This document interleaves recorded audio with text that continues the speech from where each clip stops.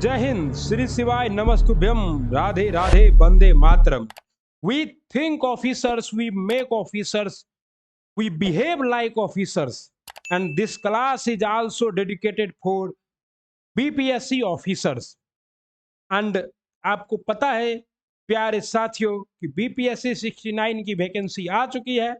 Form भरने का date start है और एग्जाम का भी डेट फिक्स है कि एग्जाम जो है आपका 30 सितंबर को होगा। इसीलिए को दृष्टि आईएएस पीसीएस यानी कि दृष्टि आईएएस ने बीपीएससी 69 को लेकर फर्स्ट फुल टेस्ट का आयोजन करवाया है 69 बीपीएससी 2023 को लेकर। और इस 69 बीपीएससी 2023 के दृष्टि आईएएस के क्वेश्चन सेट नंबर 1 का डिटेल एनालिसिस लेकर आपके बीच उपस्थित हूं मैं, आपका प्यारा भाई सर्वेश। ओके साथियों, और ये चैनल है आपका अपना प्यारा चैनल सर्वेश क्लासेस केजीजी। अगर आप हमारे चैनल पर नए जुड़े हैं तो आप जान लीजिए कि इस तरह के कई सेट बीपीएससी शिक्षक भर्ती के, बिहार दरोगा के और साथ ही साथ बीपीएससी 68 का भी करवाए थे और अब बीपीएससी 69 का करवा रहे हैं। ऐसे धमाकेदार सेट और धमाकेदार डिस्कशन, ऑफिसर्स जैसा डिस्कशन और ऑफिसर्स जैसा क्वेश्चन लेकर विभिन्न संस्थानों का आते रहते हैं।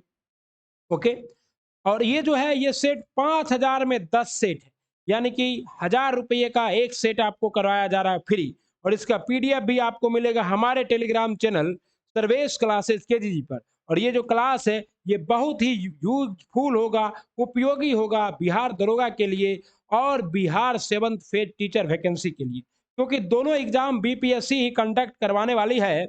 इसलिए दोनों जगह यह बहुत ही, और आज सावन का तृतीय सोमवारी है तो सावन के नाम पे बाबा भोला का नाम लेकर आशीर्वाद लेकर स्टार्ट करते हैं आज का। और साथियों आपको पता है किस तरह से करंट अफेयर का भी सवाल आपको कराते रहते हैं। जैसे जल जीवन मिशन की शुरुआत कब हुई, तो बताइए जल जीवन मिशन की शुरुआत कब हुई? बिल्कुल सही, 15 अगस्त 2019 को हुआ। ओके, और जल जीवन मिशन में पहला स्थान किस राज्य के, बिहार के किस जिले को मिला? समस्तीपुर को। यही सब डिटेल एनालिसिस आपको सिर्फ और सिर्फ कहाँ मिलेगा? हमारे चैनल सर्वेश क्लासेस केजीजी पर ही मिलेगा। आइए स्टार्ट करते आज का अपना प्यारा क्लास बीपीएससी 69 को लेकर। BPSC 69 prelims test series 2023 candidates roll number, और ये ऑफलाइन टेस्ट है दृष्टि आईएएस का। आइए 5000 रुपया आपका बचाते हैं, डिटेल डिस्कशन आपको कराते हैं। पहला सवाल है, सिंधु घाटी सभ्यता की सबसे पूर्वी सीमा कहाँ स्थित है? आपको पता है सिंधु घाटी सभ्यता कैसी सभ्यता है? कांस्य युगीन सभ्यता है। कैसी सभ्यता है? कांस्य युगीन सभ्यता है। ओके, और ये सभ्यता का काल समय कितने साल का है? ये सभ्यता कब से कब तक का लिए है? आपको पता है कि ये सभ्यता जो है 2500 ईस्वी पूर्व से लेकर 1750 ईस्वी पूर्व तक है। और इस सभ्यता को हम लोग क्या कहते हैं? प्राग ऐतिहासिक काल, प्राग ऐतिहासिक। क्योंकि इस सभ्यता में हमें क्या नहीं मिला है? कोई भी लिखित साक्ष्य नहीं मिला है। और आपको पता है सिंधु घाटी सभ्यता का आकार कैसा था? इस तरह से त्रिभुजाकार था। यहाँ पर आपका क्या है? तो सबसे उत्तरी सीमा है मांडा, सबसे पश्चिमी सीमा है आपका सुत का गंडोर, सबसे पूर्वी सीमा है आलमगीरपुर। और आपको पता है कि अभी ये चर्चा में क्यों है अभी? और सबसे दक्षिणी सीमा है दौमाबाद, गोदावरी। अभी ये आलमगीरपुर चर्चा में क्यों है? तो पूर्वी सीमा तो पता चल गया आलमगीरपुर है, लेकिन अब कोई भी हमारे जो भी छात्र देख रहे हैं, हमारे जो भी ऑफिसर देख रहे हैं, जो भी हमारे प्यारे भाई देख रहे हैं, कोई ये बताने का कष्ट करेंगे कि अभी ये आलमगीरपुर चर्चा में है। बिल्कुल सही, आलमगीरपुर किस नदी के किनारे है? हिंडन नदी के किनारे। और ये चर्चा में इसलिए है क्योंकि हिंडन नदी में जल स्तर बढ़ गया है और इसी के वजह से भयंकर बाढ़ आया हुआ है आलमगीरपुर के पास। अतः आपका क्या है? आलमगीरपुर। और ये कहाँ स्थित है? उत्तर प्रदेश यूपी में स्थित है। दौमाबाद कहाँ स्थित है? महाराष्ट्र में स्थित है, दक्षिणी क्षेत्र है, गोदावरी नदी के किनारे। रोपर कहाँ स्थित है? तो पंजाब में स्थित है, लेकिन ये कोई सीमा नहीं है। अतः सही विकल्प आपका विकल्प बी है। इसका मुख्य क्षेत्र पाकिस्तान, गुजरात, राजस्थान और हरियाणा में था। किसका? सिंधु घाटी सभ्यता का। और 150 किलोमीटर 1.5 मिलियन वर्ग किलोमीटर में फैला था। कौन? मिलियन वर्ग किलोमीटर में फैला था कौन? सिंधु घाटी सभ्यता। ओके, तो सिंधु घाटी सभ्यता और समकालीन संस्कृतियां भारतीय पाकिस्तान और क्या था किलोमीटर, और ठीक ना। और सबसे पश्चिमी सीमा सूत का गंडोर कहाँ, अफगानिस्तान। आलमगीरपुर उत्तर प्रदेश पूर्वी सीमा। दक्षिणी सीमा दोमाबाद महाराष्ट्र। और साथियों आपका जो है उत्तरी सीमा मांडा जम्मू एंड कश्मीर। ओके, तो क्या आया डिटेल डिस्कशन, मजा आया ऑफिसर्स। कहता है निम्नलिखित में से किसे महात्मा गांधी का प्रथम सविनय अवज्ञा आंदोलन माना जाता है। तो महात्मा गांधी का प्रथम सविनय अवज्ञा आंदोलन 1917 में कहाँ हुआ था, बिल्कुल सही पकड़े हैं, चंपारण सत्याग्रह को। और महात्मा गांधी ने पहली बार भारत में भूख हड़ताल कहाँ किया था, भूख हड़ताल। तो भूख हड़ताल क्या था, अहमदाबाद मिल मजदूर आंदोलन के समर्थन में। ओके साथियों, तो भारत में पहला महात्मा गांधी का सविनय अवज्ञा आंदोलन माना जाता है चंपारण सत्याग्रह को। और चंपारण सत्याग्रह कब हुआ था, 1917 में हुआ था। और क्या हुआ था, तो नील की खेती के विरोध में हुआ था। नील है, और पता है आपको बिहार में 3/20 भाग में 3/20 भाग में नील की खेती करना क्या था, अनिवार्य था। और ये खेती कहाँ करवाया जा रहा था, तो चंपारण में। चंपारण अब तो 2 हो गया, उस समय क्या था,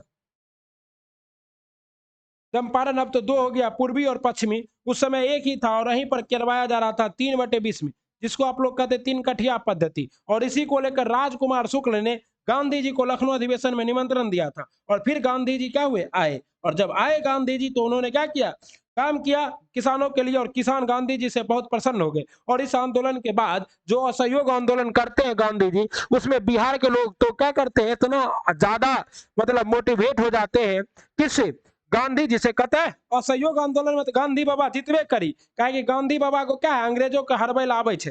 गांधी बाबा के की आवे छे, अंग्रेज के हरबै लावे छे। एकदम अंग्रेज को हराने के जानता नहीं गांधी बाबा से है खातिर गांधी जीते तनी असहयोग आंदोलन, और भारत आजाद हो के बांधी। इसी कारण जो है सब पढ़ना लिखना छोड़ कर असहयोग आंदोलन में कूद गया। लेकिन गांधी जी ने क्या किया, असहयोग आंदोलन को बंद। 1918 में अपने गृह गुजरात में 2 अभियान किया। ये दोनों अभियान गांधी जी ने किया, कहाँ किया, गुजरात में। ये क्या था, खेरा के किसान के लिए, और ये अहमदाबाद मिल मजदूर आंदोलन था। ओके, 18 मार्च को भूख हड़ताल किया था, 18 मार्च 1918 को। ओके साथियों, क्या किए इन्होंने, भूख हड़ताल किया। 22 मार्च को उन्होंने गुजरात में खेरा जिले में किसानों के समर्थन में क्या किया, सत्याग्रह किया। इसका प्रमुख कारण था फसल में विफलता और प्लेग महामारी से प्रभावित खेरा के किसानों को राजस्व का भुगतान करने में सक्षम होना।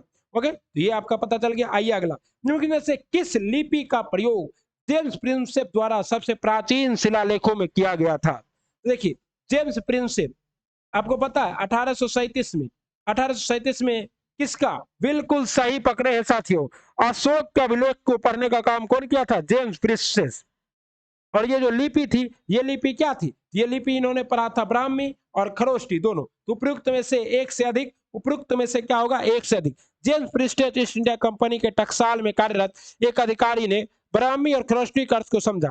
और उन्होंने क्या किया, प्रयोग शुरुआती शिलालेखों में सिक्कों के अध्ययन को क्या किया, बल दिया। ओके, और कहते हैं कि प्रियदर्शी नाम से राजा का लेख भी पढ़ा, जो अशोक का था। वो किसने पढ़ा, जेम्स प्रिंसेप ने पढ़ा। कब पढ़ा, 1837 में पढ़ा।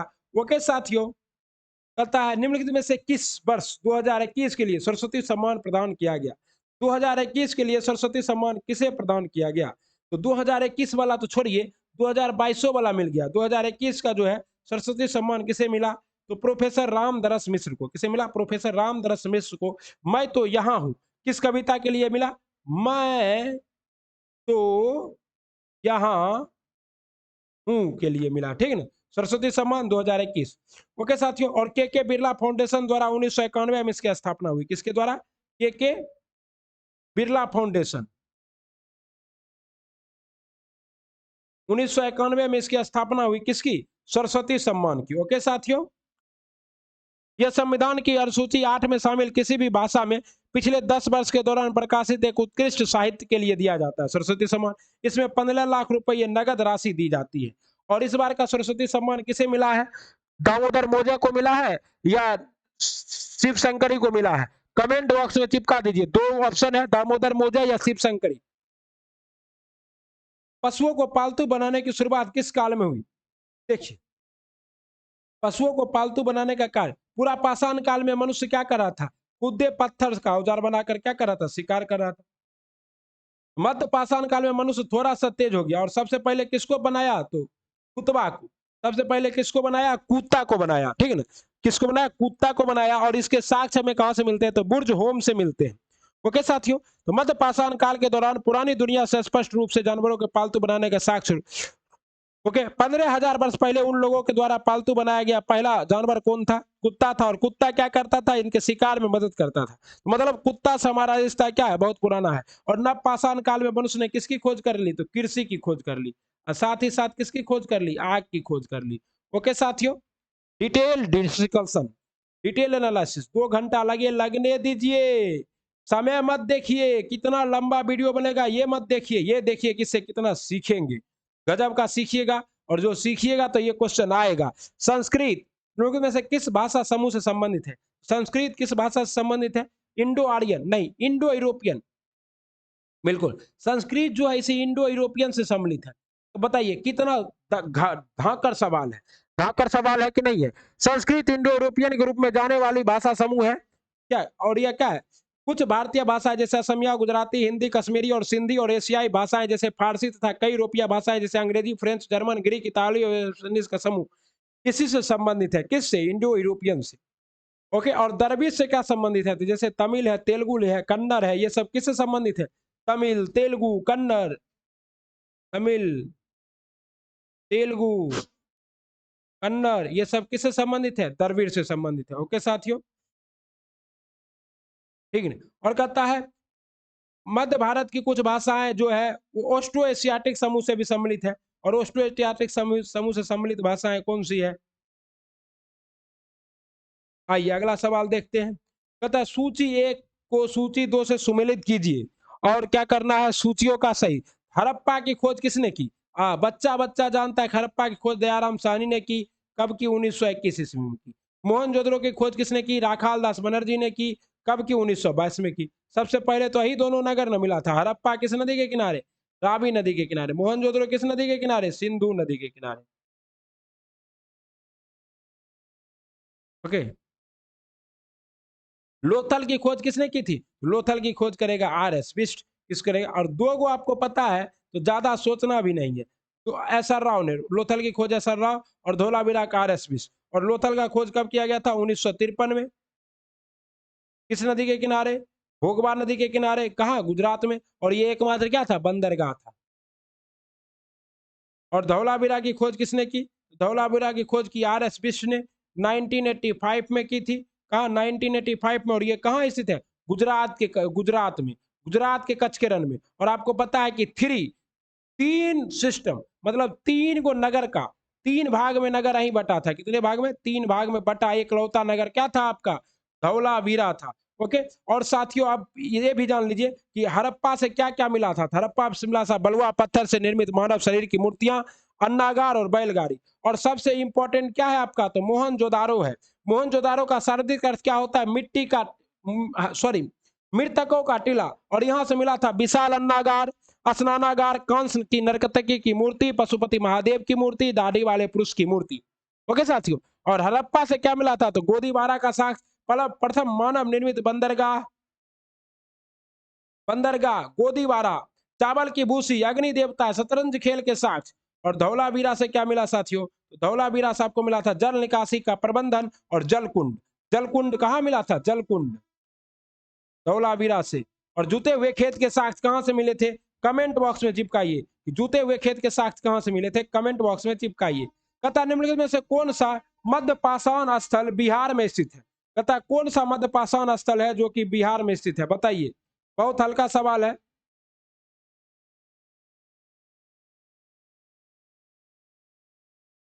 भारत में अधिकांश भागों में मध्य पाषाण स्थल है, लेकिन बिहार में स्थित कौन है? ये पसारा है।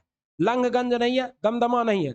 ओके, ये पसारा। और पसारा बिहार में कहाँ स्थित है? तो बिहार में पसारा बिहार में स्थित है। और ये बिहार के किस जिले में स्थित है? ये सारण जिले में स्थित है। भारत के अधिकांश भागों में मध्य पाषाण स्थल के तटों को श्रेणियां मिली है। रेत के टीले। भारत में मध्य पाषाण स्थल पसारा बिहार, लांगगंज गुजरात, और चोपनी, मांडो, सराय नहर, मदहा, दमदहा सभी कहाँ है? उत्तर प्रदेश में। ये दमदहा कहाँ है? यूपी में। और ये कहाँ है? ये है गुजरात में। ओके,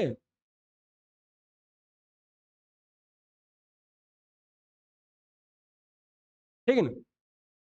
ताम्रपाषाण कालीन उत्तर भारत में मृतभंडों की कौन सी शैली प्रचलित थी? ताम्रपाषाण कालीन उत्तर भारत में मित्रभंड, मित्रभंड मतलब क्या होता है? मिट्टी की मूर्ति, मिट्टी की प्रतिमा, मिट्टी की प्रतिमा को क्या कहते हैं? मृतभंड कहते हैं। और कहता है कौन सी सिस्टम प्रचलित थी? तो इसमें सिस्टम कौन प्रचलित था?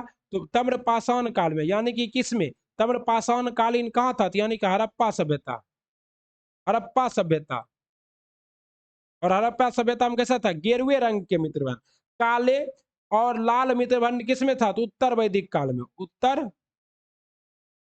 वैदिक काल में। और चित्रित दूसर मित्रबंध किसमें था? तो वैदिक काल में।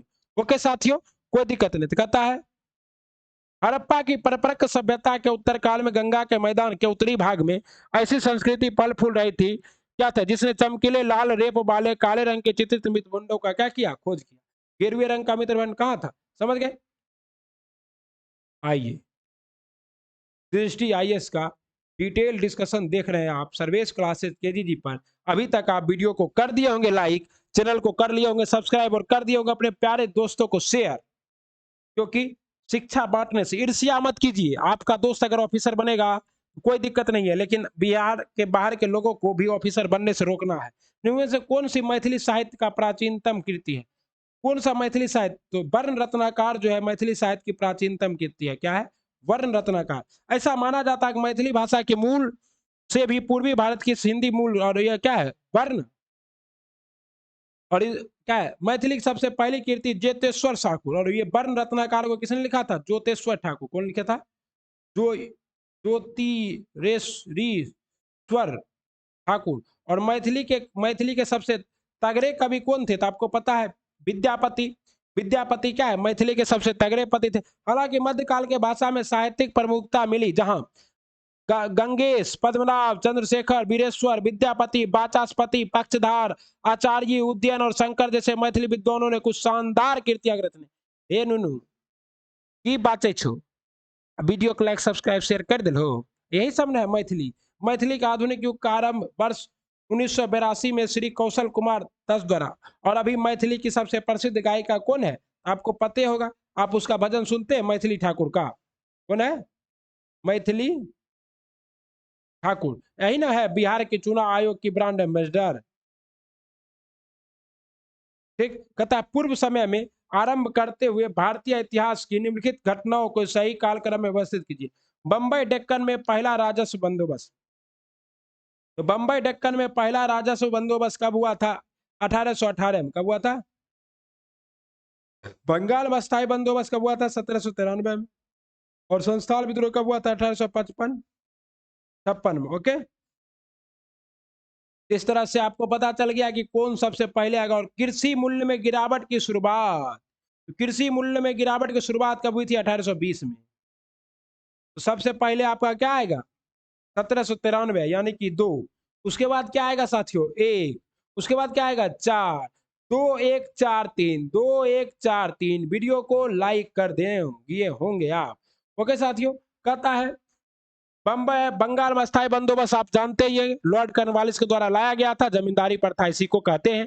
बंबई डेक्कन का पहला राजस्व बंदोबस्त क्या था? किसके द्वारा? बंबई और मद्रास में जो है कौन सी व्यवस्था लाई गई थी? तो रैयतवाड़ी व्यवस्था। ओके। और कृषि मूल्य में गिरावट की शुरुआत कब हुई थी? 1820 में। जब क्या हुआ? व्यापार को खोला गया तो कृषि मूल्य में गिरावट होने लगा, क्योंकि भारत से कच्चा माल व्यापार बाहर जाने लगा था और भारत के व्यापारी का उद्योग धंधा नष्ट हो गया था, कोई खरीदता ही नहीं था। ओके साथियों, और संस्थान विद्रोह तो आपको पता है, सिंधु, कान्हू, चांद और भैरव नामक चार चार किसने? चार चार भाइयों ने संस्थान का विद्रोह किया था। किसने? तो छोटा नागपुर के पठार के क्षेत्र में और राजमहल की पहाड़ियों में। तो राजमहल की पहाड़ी में सिद्धू, कान्हू, चांद, भैरव। ओके। कहता है भारतीय वस्त्र के निम्नलिखित कथनों पर विचार कीजिए। भारतीय वस्त्र के संदर्भ में निम्नलिखित कथनों पर क्या करना है? विचार करना है। सिल्ट एक छापेदार सूती वस्त्र है। तो सिल्ट एक छापेदार सूती वस्त्र है, बिल्कुल सही है। उसके बाद कहता है पवंडना शब्द का इस्तेमाल गर्दन अथवा सिर पर पहनने वाले चटक रंग के क्या करने में? चटक रंग के छापेदार गुंबद के लिए किया जाता है। तो यह छोटे तथा रंगीन फूल के शब्द पवंडना शब्द का इस्तेमाल गर्दन अथवा सिर पर पहनने वाले चटक रंग के छापेदार गुलूबंद के लिए किया जाता है। ये भी क्या है? एकदम सही है। और भारत की पहली सूती मिल 1854 में बंबई में कताई मिल, कौन सा? 1854 में बंबई में कताई मिल, बंबई में कताई मिल के रूप में स्थापित हुई। 19वीं सदी की शुरुआत में बंबई भारत के क्या था, बंबई भारत का जो है क्या था, सूती वस्त्र का प्रमुख केंद्र बन गया था। ओके, बंबई भारत से इंग्लैंड और चीन के कच्चे कपास के निर्यात के लिए एक महत्वपूर्ण बंदरगाह के रूप में विकसित हो गया था। ये भी क्या है, 100% सही है। तो यानी कि क्या है आपका था, उपयुक्त में से एक से अधिक, सभी क्या है सही, उपयुक्त में से एक से अधिक। प्रतिहार शासक महिपाल प्रथम, प्रतिहार शासक महिपाल प्रथम राजवंश का प्रथम शासक था, नहीं, राजवंश का प्रथम शासक कौन था? नागभट्ट प्रथम। वह राजवंश का पहला शासक था, कौन? नागभट्ट प्रथम, नागभट्ट प्रथम। उसने गद्दी तो हासिल की परंतु राष्ट्रकूट ने उसे पराजित कर दिया। उसने गद्दी तो हासिल की पर उसने कहा राष्ट्रकूट, ये क्या है, बिल्कुल सही है।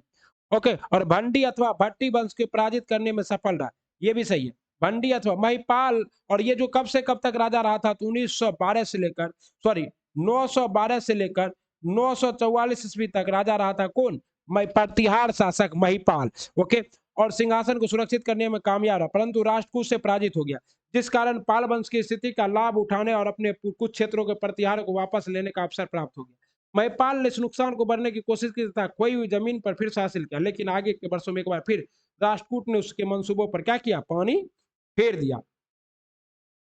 ओके, तो याद रखिएगा। और कहते हैं प्रतिहार वंश का सबसे प्रतापी राजा कौन था? तो वत्सराज। इन्हें भांडी अथवा भट्टी कबीले को पराजित किया था, किसने? वत्सराज ने, वत्सराज ने। ये कौन किया था? तो ये वत्सराज, वत्स वत्सराज, ठीक है ना। वत्सराज का कार्यकाल कितना था? 755 से लेकर 800 ईस्वी तक था, और इसी ने हराया था, ठीक है ना। निम्नलिखित में से किस क्रिकेट टीम ने वर्ष 2022 का रणजी ट्रॉफी फाइनल जीता है? बताइए, ये किसने जीता है? मध्य प्रदेश ने। रणजी ट्रॉफी का फाइनल वर्ष 2022 का किसने जीता है? मध्य प्रदेश ने जीता है। और ये कहा हुआ था? बेंगलोर के चिन्ना स्वामी स्टेडियम में हुआ। फाइनल में मुंबई को कितने विकेट से हराया? किसे हराया? मुंबई को हराया। कितने विकेट से? 6 विकेट से। आपको पता है सबसे ज्यादा बार रणजी ट्रॉफी जीतने का खिताब किसके पास है? तो सबसे ज्यादा बार रणजी ट्रॉफी का खिताब जीतने का रिकॉर्ड मुंबई के पास ही है, लेकिन इस बार जीता मध्य प्रदेश। और मध्य प्रदेश टीम का कप्तान कौन था? रणजी ट्रॉफी पिछले 5 सीजन में पहली बार मध्य प्रदेश पूर्व के 4 विजेताओं मध्य प्रदेश, सौराष्ट्र, विदर्भ और गुजरात की तुलना में शीर्ष पर रहा। तथा निम्नलिखित में से अर्थशास्त्र के लेखक कौन है? अर्थशास्त्र के लेखक चाणक्य हैं। अगर ये सब भी बताना पड़े तो गड़बड़ है ना। कौटिल्य 350 से लेकर 271 75 ईस्वी पूर्व तक चंद्रगुप्त मौर्य के दरबार में रहे थे। ओके, और इन्हीं के दरबार में इन्होंने किसकी रचना की थी? अर्थशास्त्र की रचना की थी, जिसका संबंध किससे है? अर्थशास्त्र जो संगठन ग्रंथ है, इसका संबंध राजनीति विज्ञान से, राजनीति विज्ञान से, ठीक है ना। ओके, और ये क्या थे? चंद्रगुप्त मौर्य के गुरु थे, गुरु, गुरु घंटाल नहीं, सिर्फ गुरु। कहता है अभिधम्म पीटक संबंधित है। अभिधम्म पीटक आपको पता है कि बुद्ध के उपदेशों को संकलित किया गया था तृतीय बौद्ध संगीति पाटलिपुत्र में। ये किससे संबंधित है? बुद्ध के तृतीय बौद्ध संगीति,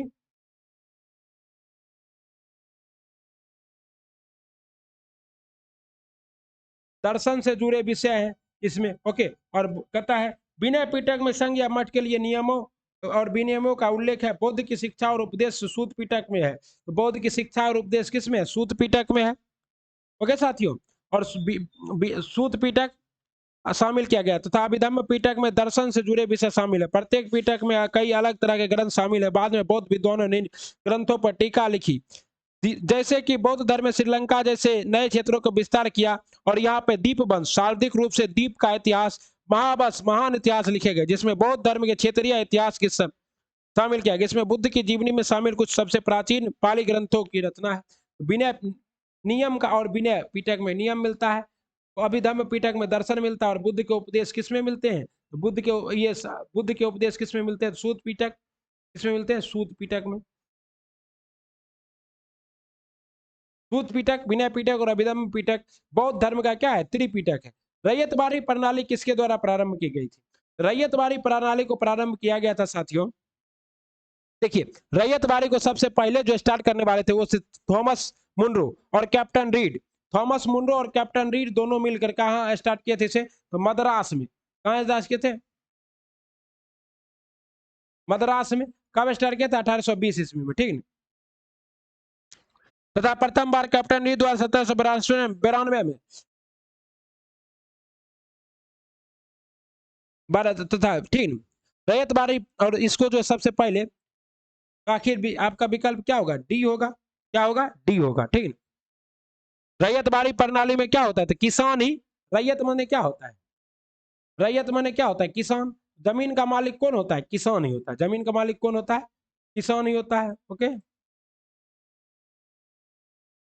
ठीक है ना। और काश्तकार की भूमि बिक्री, हस्तांतरण और पट्टे सबों का अधिकार किसके पास होता था? किसान के पास होता था। रैयत तब तक उनकी जमीन पर कोई कब्जा नहीं कर सकता था जब तक वो अंग्रेजों को क्या करते रहता था? टैक्स देते रहता था। ओके साथियों, और इसका विस्तार सबसे ज्यादा भाग में ही था। वर्ष 1836 में विगेंट में गोल्ड स्मिथ द्वारा रैयतवाड़ी प्रणाली में संशोधन किया गया। तथा निम्नलिखित में से किसने मेसाई में यंग इटली एक भूमिगत समाज की स्थापना की थी? यंग इटली की स्थापना किसने की थी? आपको पता है यंग इटली की स्थापना मेजनी, आप लोग इसको मेजनी के नाम से पढ़ते होंगे। तो यहाँ क्या है? शुद्ध लिखा गया मेतेस्नी। मेतेस्नी। आपको पता है कि गैरीबेल्डी पेशे से नाविक था, और ये क्या था? तो लौ एवं रक्त की नीति यही अपनाया था। गैरीबेल्डी तलवार के बल पर, तलवार के बल पर इतनी का बिस्मार्क जो है लौ एवं रक्त की नीति अपनाया था। लौ एवं रक्त की नीति। और ये बिस्मार्क कहाँ संबंधित है? तो जर्मनी से। और ये मेजनी कहाँ संबंधित है? तो मेजनी संबंधित है साथियों इटली से। तो आपका सही जवाब क्या है? जूतस मेसनी। 1805 से 1872 की इतालवी राष्ट्रवादी देशभक्त जो, ओके, उन्होंने इटली की स्वतंत्रता की एकता के लिए संघर्ष किया। और क्या क्या? यंग इटली नामक संस्था की स्थापना की 1848 में मेजनी स्वयं यंग इटली को इटालियन नेशनल कमेटी के रूप में प्रदर्शित किया। कहता सबने अवज्ञा आंदोलन, अभी सभी बताना पड़ेगा। 1930 में असहयोग आंदोलन, 1920 में भारत छोड़ो, 1919 खिलाफत आंदोलन, 1919। अभी सब में ये सब का क्या डिटेल डिस्कशन करें? छोड़िए, निकलिए। अच्छा, टिक कर देते हैं, आप लोग घबराइए नहीं। और आपको बताए थे कि सबने अवज्ञा आंदोलन में साबरमती आश्रम से लेकर डांडी तक गए थे। उसके बाद क्या था? 24 दिन का यात्रा था, 78 गो अनुयायी था। सहयोग आंदोलन 1 अगस्त 1920 को स्टार्ट हुआ था। ये 1 अगस्त 1920 को ही किसका पर, तो बाल गंगाधर तिलक की मृत्यु हो गई थी और तिलक कोष की स्थापना की गई थी। और भारत छोड़ो आंदोलन 8 अगस्त 1942 को घोषणा हुई, 9 अगस्त 1942 को स्टार्ट हुआ। तभी क्या हुआ? ऑपरेशन जीरो आवर के तहत सभी बड़े नेताओं को गिरफ्तार कर लिया गया। गांधी जी को आगा खां पैलेस में, जवाहरलाल नेहरू को अहमदाबाद किले में, राजेंद्र प्रसाद को बांकीपुर जेल में भर्ती कर दिया गया। और आपका जो है जयप्रकाश नारायण हजारीबाग जेल में थे, लेकिन दिवाली के दिन हजारीबाग जेल से भाग गए। कतना कराए खिलाफत आंदोलन अब तुर्की के खलीफा को हटाए जाने के लिए 1919 में स्टार्ट किया गया। इसके नेता अली बंधु थे और इसके कमेटी का अध्यक्ष महात्मा गांधी को चुना गया था। महात्मा गांधी ने इसे हिंदू मुस्लिम एकता के लिए क्या था? एक बहुत बड़े अफसर के रूप में देखा था। सब कराए हुए हैं क्या? कहता है निम्नलिखित में से कौन दार्शनिक भौतिकवादी चिंतन में विश्वास करते थे? दार्शनिक भौतिकवादी चिंतन में विश्वास करते थे चबाक। और चबाक ने जो दर्शन दिया था, अजिता कौशल भौतिकवादी विचारक थे। उनका मानना था कि प्रत्येक मनुष्य 4 प्राथमिक तत्वों से बना है, अग्नि, जल, वायु और इंद्रिया। मृत्यु के बाद ये 4 पृथ्वी में वापस आ जाते हैं। मृत्यु के बाद कोई जीवन नहीं बचता। ये भी थे। चबाक ने क्या दिया था? चबाक और अजिता के बारे में कहा जाता है कि उन्होंने भारतीय भौतिकवाद और औपचारिक दार्शनिक के लिए क्या क्या स्थापित। ओके,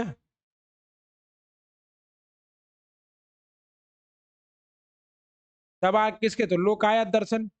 लोकायत दर्शन के संपादक कौन थे? चबाक तो थे। गौतम बुद्ध ने किस दर्शन को दिया था? तो बौद्ध धर्म को दिया था। बौद्ध दर्शन को था। आपका रिजल्ट क्या होगा? डी होगा कि एक से अधिक। कहता है बिंबिसार के संदर्भ में निम्नलिखित में से कौन सा कथन सत्य है? तो बिंबिसार के संबंध, वह बुद्ध का समकालीन था। बिंबिसार बुद्ध का समकालीन था, बिल्कुल था बौद्ध का समकालीन। आपको पता ही है कि बौद्ध धर्म का जो दूसरा दूसरा क्या है, दूसरा जो पहला जो बौद्ध संगति होता है उस बिंबिसार के बेटा अजातशत्रु के शासन काल में होता है। कौशल के शासक की बहन से विवाह के उपरांत उसे दहेज के रूप में काशी प्राप्त हुआ। कौशल के शासक प्रसेनजीत की बहन से विवाह करने के बाद उसे दहेज के रूप में काशी प्राप्त हुआ। ये भी क्या है? सही है। कहता उसने अवंती पर अधिकार किया। नहीं, अवंती का राजा चंद्र प्रघोट था और चंद्र प्रघोट के इलाज के लिए उसने अपने राजवैद्य चरक को भेजा था। आप लोग पढ़े होंगे।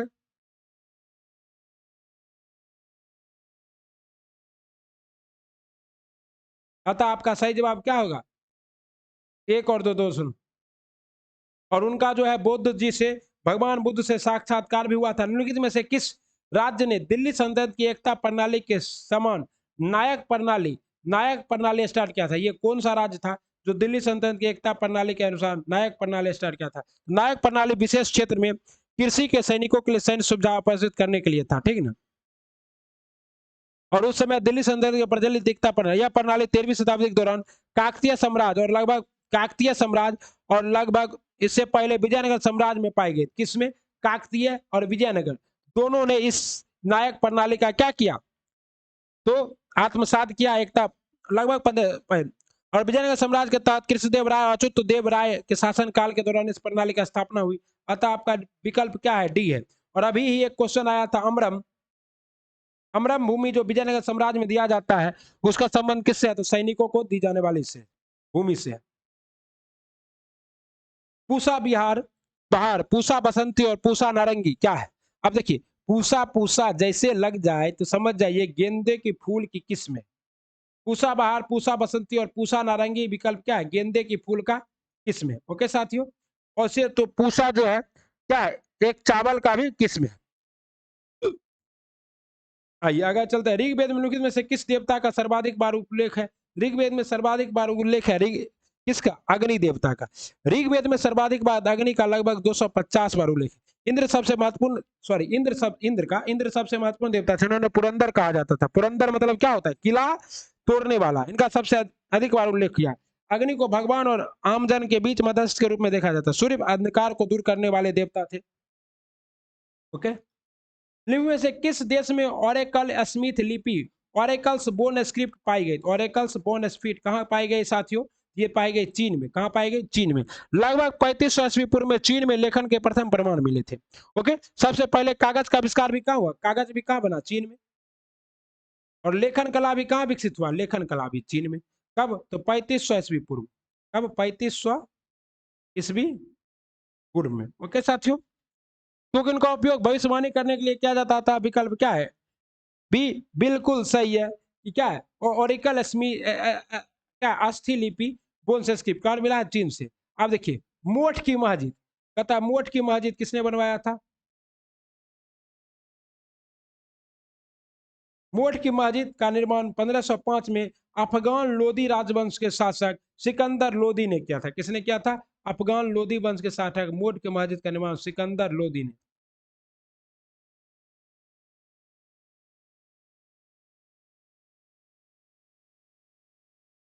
और सिकंदर लोदी का ही दूसरा नाम क्या था? सिकंदर लोदी का दूसरा नाम था निजाम खां। निजाम खां के शाही दरबार के वजीर मियां भोइया द्वारा किया गया। ये काम था, मियां भोइया को करने दिया। बोला मियां भोइया करे जाओ तुम करो मोठ की मस्जिद का निर्माण।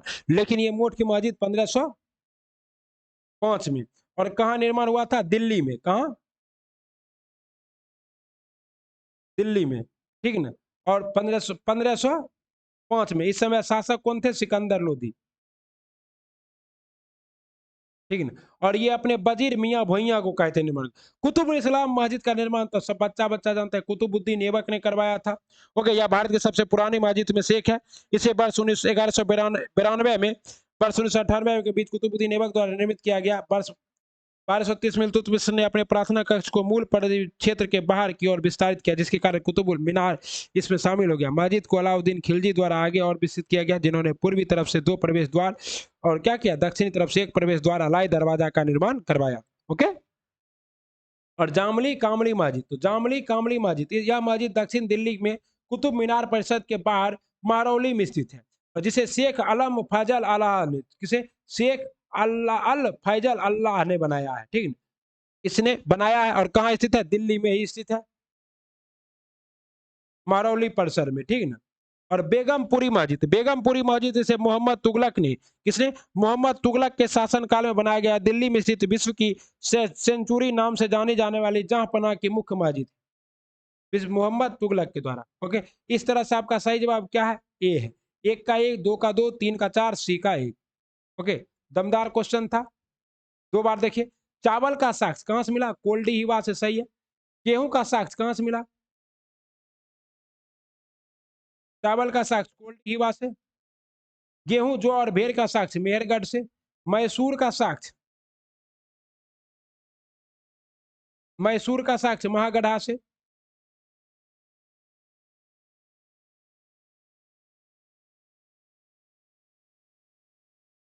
भेड़ बकरी और बाजरा, गेहूं और सुगर, कुत्ता, मवेशी, भेड़ बकरी, बाजरा, ये सब का भी साक्ष्य कहां से मिला था? ये सब का भी साक्ष्य बुर्ज होम से ही मिला था। गेहूं, हरा चना, चिरौंद, और आपका क्या हलहूर, हलहूर से क्या मिला था? बाजरा। तो बाजरा का साक्ष्य कहां से मिला? हलहूर से मिला। और मैसूर का साक्ष्य कहां से मिला था? तो मैसूर का साक्ष्य मिला था बुर्ज होम से। अतः आपका क्या है इसका सही जवाब? ए है। ए है। चावल का साक्ष्य कहां से? कोल्ड हिवा। गेहूं का साक्ष्य कहां? मेहरगढ़ से। और कृषि का प्रथम साक्ष्य कहां से मिला? तो कृषि का प्रथम साक्ष्य भी मेहरगढ़ से मिला था। ओके। मसूर बुर्ज होम से क्या मिला था? तो गुफा कराल भी मिला था। और कुत्ता और मनुष्य का क्या है एक साथ क्या मिला था? कंकाल मिला था। और बाजरा का साक्ष्य कहां से मिला? हलहूर से मिला बाजरा का साक्ष्य। ओके। आप दू सहायक संधि किसके द्वारा प्रारंभ की गई थी? सहायक संधि का प्रारंभ 1798 ईस्वी में लॉर्ड बेलेजली के द्वारा किया गया था। ओके। और सहायक संधि को अपनाने वाले पहले सुल्तान कौन थे? तो हैदराबाद के निजाम थे। उसके बाद तो हैदराबाद के बाद बहुत सारे ने किया था, लेकिन सबसे पहले किसने किया था? हैदराबाद ने किया था। इनमें से कौन सा सिंधु घाटी सभ्यता स्थल रावी नदी के तट पर स्थित है? रावी नदी के तट पर कौन सा स्थित है? हड़प्पा स्थित है। हड़प्पा की खोज किसने की थी? दयाराम साहनी ने की थी। कब की थी? तो 1921 ईस्वी में की थी। ओके। छोटी बैलगाड़ी और एक गाड़ियां मिला है। तब तफन दाबूद के प्रमाण भी मिले हैं। कहां से? हड़प्पा से। ऋग्वेद के छठे मंडल में इसका उल्लेख हरि हरि यूपिया, ऋग्वेद के छठे मंगल में इनका उल्लेख है। किसमें? ऋग्वेद के छठे मंडल में इसका उल्लेख है। किसके रूप में? हरि यूपिया के नाम से इसका क्या है? उल्लेख है। किसका? हड़प्पा का। ओके। मोहनजोदड़ो इसका शाब्दिक अर्थ होता है मृतकों का टीला, बता दिए। इसका खोज राखाल दास बनर्जी ने किया था। यह सिंधु नदी के तट पर था। बिरजा स्नानागार, अन्नागार सब वहीं से मिला था। महान स्नानागार। ओके। बर्नवाली से जो है जुते हुए खेत के साक्ष्य मिले थे। ओके।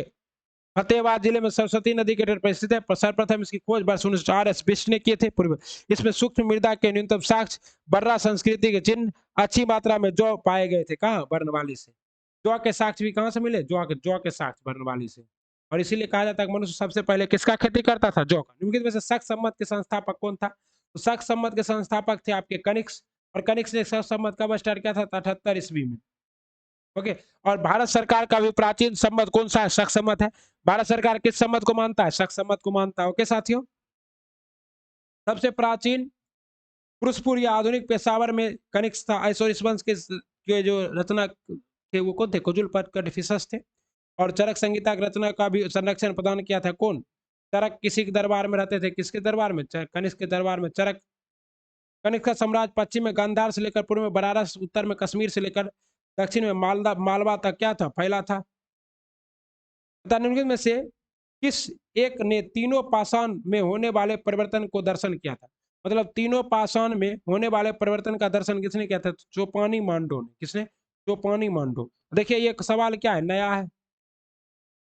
वह स्थल जो तीनों पाषाण युगों यथा पूरा पूरा पाषाण काल, मध्य पाषाण काल और नव पाषाण काल में होने वाले परिवर्तन को दर्शाता है। इस पद पाषाण काल में मधुमक्खी के छत्ते तथा अच्छी तरह के डिजाइन किए गए मिट्टी के बर्तन शामिल है।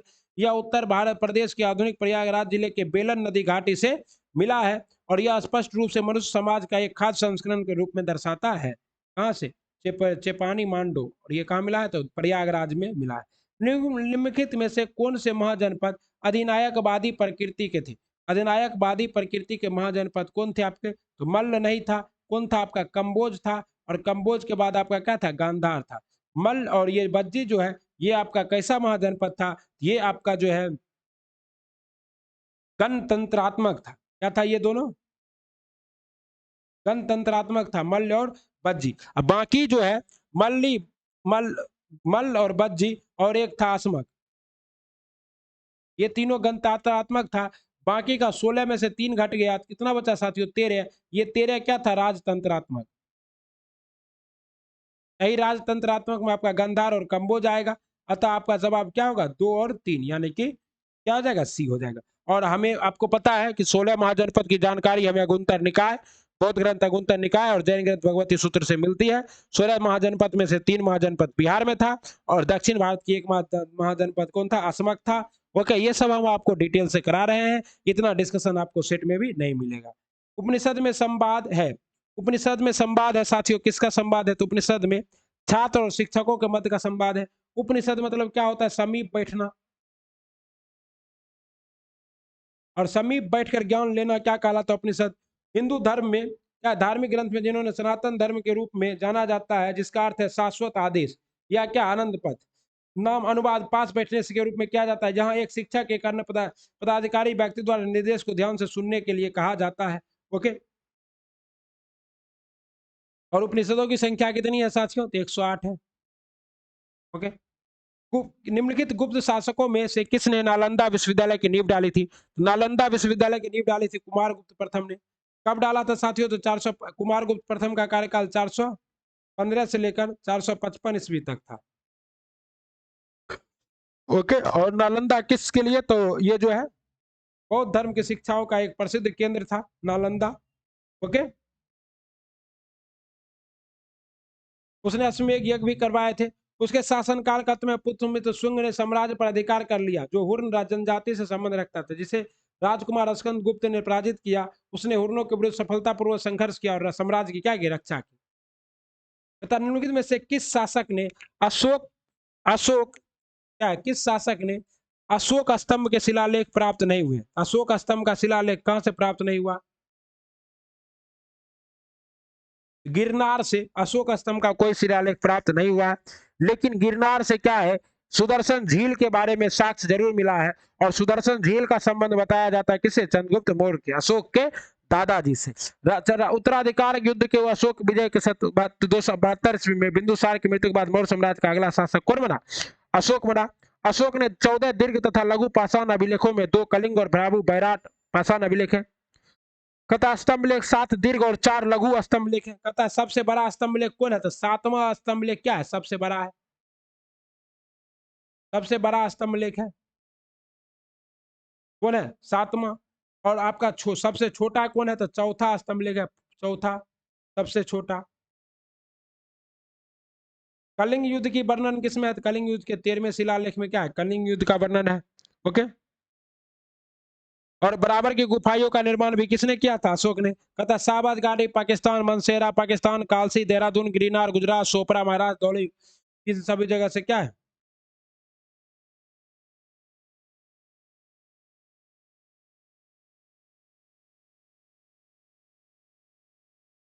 यहाँ कह रहा नहीं प्राप्त हुए हैं, और गिरनार से क्या है? अशोक के शिलालेख प्राप्त हुए हैं, कांधार और मराठे से। और अशोक स्तंभ 7 शिलालेख दिल्ली, टोपरा, मेरठ, कौशाम्बी, रामपुरवा, लौरिया, अंदनगंज, नंदनगंज, कंधार में पाए गए हैं। कहता प्रार्थना समाज की स्थापना बंबई में किसके द्वारा की गई? प्रार्थना समाज की स्थापना डॉक्टर आत्माराम पंडुरंग के द्वारा की गई। तर्क संगत पूजा और सामाजिक सुधार के उद्देश्य से 1876 में डॉक्टर आत्माराम पंडुरंग के द्वारा, कब 18 कब किया गया था? ये 1876 में आत्माराम पंडुरंग के द्वारा बंबई में प्रार्थना समाज की स्थापना की गई थी। इस समाज के 2 महान सदस्य थे, आर से भंडारेकर और न्यायमूर्ति महादेव गोविंद रानाडे। उन्होंने खुद को सामाजिक सुधार के काम के लिए क्या किया? समर्पित किया, जिसे कि अंतरजातीय क्या है, प्रार्थना समाज के 4 सूत्रीय सामाजिक एजेंडा था: जाति व्यवस्था की स्वीकृति, महिला शिक्षा, विधवा पुनर्विवाह, पुरुषों और महिलाओं के लिए विवाह की उम्र में वृद्धि। ओके, कहता है सूची 1 का सूची 2 से सुमेलित कीजिए। राख के चिन्ह,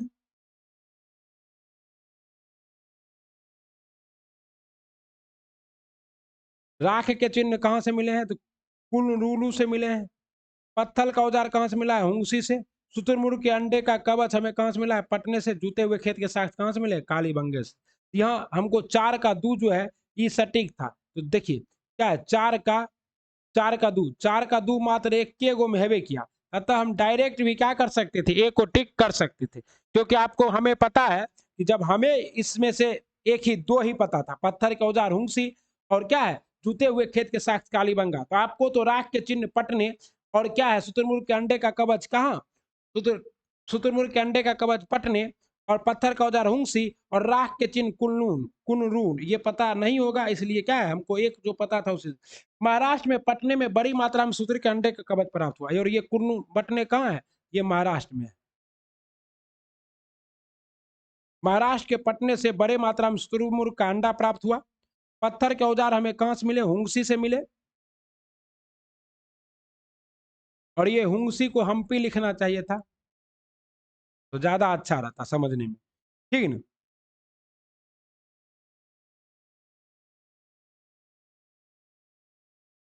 आइए आगे चलते हैं। निम्नलिखित में से कौन सा कथन हम्पी के संदर्भ में सही नहीं है। हम्पी के संदर्भ में कौन सा कथन सही नहीं है साथियों। हम्पी कृष्णा तुंगभद्रा बेसिन में स्थित था, सही है। महा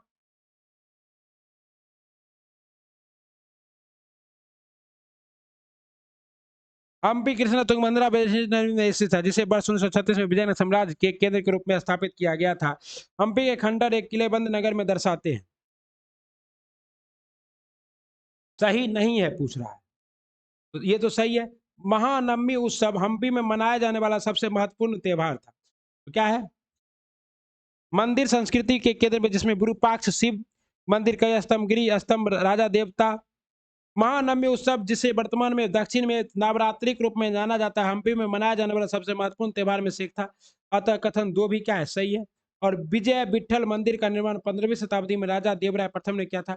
विजय विठल मंदिर या हम्पी में सबसे बड़े और सबसे आकर्षक मंदिर में से एक है, जो कि तुंगभद्रा नदी के तट पर स्थित है। इस मंदिर का निर्माण 15वीं शताब्दी में राजा देवराय द्वितीय ने किया था। राजा देवराय सेकेंड ने किया था, बस इतने गलती है। राजा देवराय द्वितीय ने किया था। ओके साथियों, जिसका विस्तार केंद्र कृष्णदेवराय द्वितीय द्वारा किया गया था। विकल्प 3 सही नहीं है, और विकल्प 3 सही नहीं है तो गलत पूछ रहा है, तो जवाब आपका क्या है, 3। यह मंदिर भगवान विष्णु के क्या है, विठल स्वामी को प्रदर्शित करता है। हम्पी के सभी वास्तुकलाओं में सबसे भव्य है, और इसका नाम है विठल स्वामी मंदिर। बाद में कृष्णदेव राय एक खुला मंडप का निर्माण भी करवाते, कहाँ, यहीं पे। महापाषाणों के संदर्भ में निम्नलिखित में से कौन सा कथन सही है। महापाषाणों के संबंध में कौन सा कथन सही है। कहते महापाषाण के लोगों द्वारा कब्रगाहों में चिन्हित करने के लिए उपयोग किया जाता था, सही है। महापाषाण का उपयोग कब्रगाहों में लोगों को चिन्हित करने, इन्हें लोगों द्वारा सावधानी पूर्वक व्यवस्थित किया जाता था, सही है। इनका उपयोग कब्रगाहों को चिन्हित करने के लिए किया जाता था, सही है। और महापाषाण कालों में कब्रों में लोहे के उपकरण प्राप्त हुए हैं, क्या है,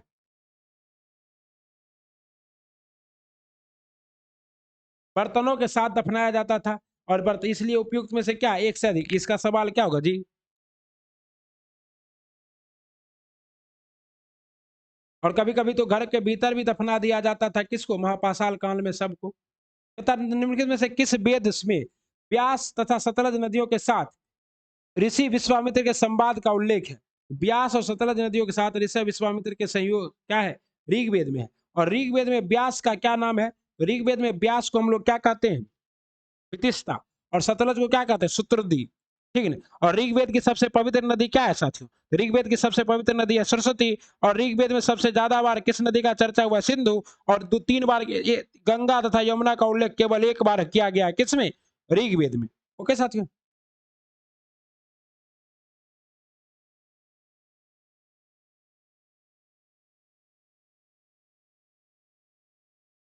वर्ण व्यवस्था का उल्लेख निम्न में से किस वेद में मिलता है। तो वर्ण व्यवस्था का उल्लेख हमें ऋग्वेद में मिलता है, यह मिलता है। और साथ ही साथ हमें किस में मिलता है, ऋग्वेद में सबसे पहले वर्ण व्यवस्था का साक्ष्य मिलता है, किस मंडल में, 10वें मंडल में, ठीक है ना। और लेकिन ऋग्वेदिक काल में जो वर्ण था, ये वर्ण क्या था, तो जन्म के आधार पर नहीं था, कर्म के आधार पर था। ब्रह्मा के मुख से ब्राह्मण, क्षत्रिय, जांग से भुजाओं से क्षत्रिय, जांग से वैश्य, और पैरों से शूद्र की उत्पत्ति हुई थी। ओके, अब ये सब क्वेश्चन है। पुष्यमित्र शुंग ने निम्नलिखित में से किस स्थान पर अश्वमेघ यज्ञ किया था। तो पुष्यमित्र शुंग ने, जो शुंग वंश के राजा थे, उन्होंने कहा जगत ग्राम में क्या किया था। और पुष्यमित्र शुंग के जो दरबारी, जो मंत्री थे, पुरोहित थे, वो कौन थे, पतंजलि थे। कौन थे, पतंजलि।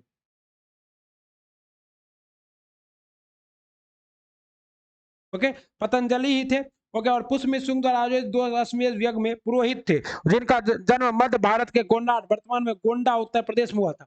उन्होंने महाभाष्य नामक शास्त्र का लेखन किया था। वह योग दर्शन के प्रतिपादक थे। योग दर्शन के प्रतिपादक कौन थे, पतंजलि थे। निम्नलिखित में से कौन सा नाम शतपथ ब्राह्मण में रुद्र से जुड़ा हुआ था। कौन सा नाम है जो शतपथ ब्राह्मण में रुद्र से जुड़ा हुआ है? तो पशुपति तो जुड़ा ही हुआ है रुद्र से। ओके। उत्तर वैदिक काल के दौरान ऊपरी गंगा द्वार में संस्कृति केंद्र के बाहर वैदिक अग्नि में इंद्र और प्रजापति मुख्य देवता बने। कर्मकांड में देवता रुद्र जिन्हें शिव के रूप में जाना जाता है, भूमिका महत्वपूर्ण थी। रुद्र के नामों की सूची पशुपति, उसके बाद सर्व, उसके बाद क्या है वहिक, सभी हैं, इसलिए जवाब क्या होगा आपका? डी होगा। विष्णु की कल्पना लोगों ने के रक्षक के रूप में की गई। विष्णु के अवतार का कोई उल्लेख नहीं है, प्रत्येक वर्ण अपने देवता थे। नीति आयोग के नए मुख्य कार्यकारी अधिकारी मतलब क्या है? सीईओ। नीति आयोग के सीईओ कौन है? तो वीवीआर सुब्रमण्यम। कौन है? वीवीआर सुब्रमण्यम है। ओके साथियों। और नीति आयोग का गठन कब हुआ था? तो 1 जनवरी 2015 को हुआ था। अध्यक्ष कौन है? तो चेयरपर्सन कौन है? Prime minister. सीएमई कौन है? तो lieutenant general UTs.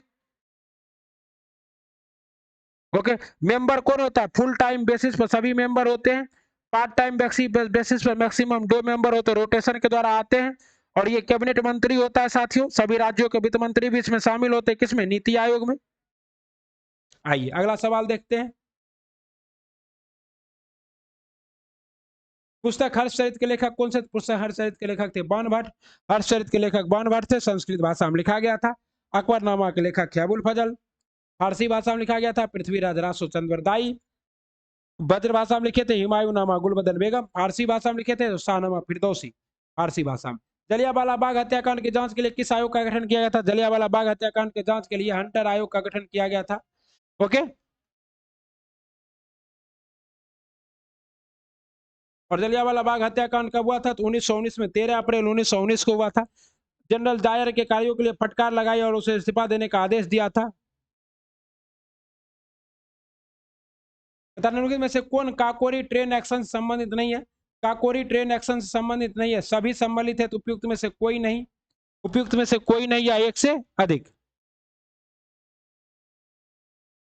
Chandrashekhar Azad भी योजना बनाए थे, लेकिन वो बात अलग है कि चंद्रशेखर आजाद को पकड़ा नहीं गया था। काकोरी ट्रेन एक्शन 9 अगस्त 1925 को हुआ था, जिसमें हिंदुस्तान रिपब्लिक एसोसिएशन एचआर के सदस्यों ने राजेंद्र लहरी, राम प्रसाद बिस्मिल, अशफाकुल्लाह खान और रोशन खान को काकोरी संयंत्र केस में वर्ष 1925 में फांसी दे दी गई थी। ओके। तो फांसी राम जयप्रकाश राजेंद्र चंद्रशेखर आजाद को नहीं हुआ था, लेकिन शामिल ये भी थे। निम्न में से कौन सी गांधी इरविन समझौते का भाग्य नहीं था? गांधी इरविन समझौता कब हुआ था? 5 मार्च 1931 को। और इसमें क्या था? तो भारतीय राष्ट्रवादी आंदोलन के नेता गांधी और भारतीय ब्रिटिश वायसराय लॉर्ड इरविन के बीच हुआ था। इसके तहत 1930 में। इसमें जो नहीं था वो हिंसा के लिए आरोपित कैदियों की रिहाई नहीं था, बाकी सब कुछ था। तथा ऋग्वैदिक समाज में के संदर्भ में निम्नलिखित कथनों पर विचार कीजिए। महिलाओं को यज्ञ में आहुति देने की अनुमति नहीं थी। अधिक पुत्र का होना वरदान माना जाता था। बाल विवाह प्रचलन में था। इसका क्या है सही जवाब? अधिक पुत्र होना वरदान माना जाता था, जिसमें केवल क्या है? बी। कौन सा कथन सही है? केवल 2 सही है।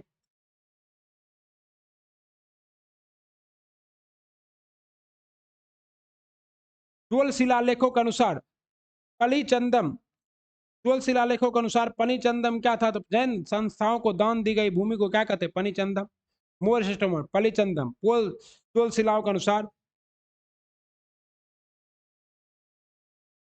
टोल शिलालेखों में भूमि की कई श्रेणियां थी।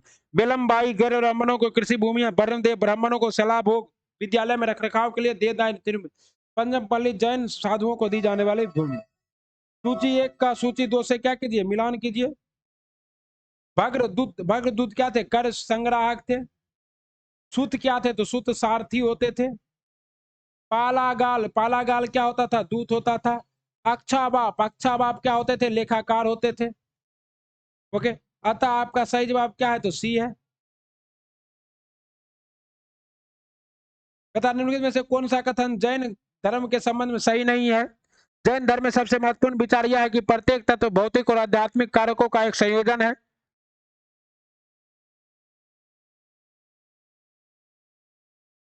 सही है।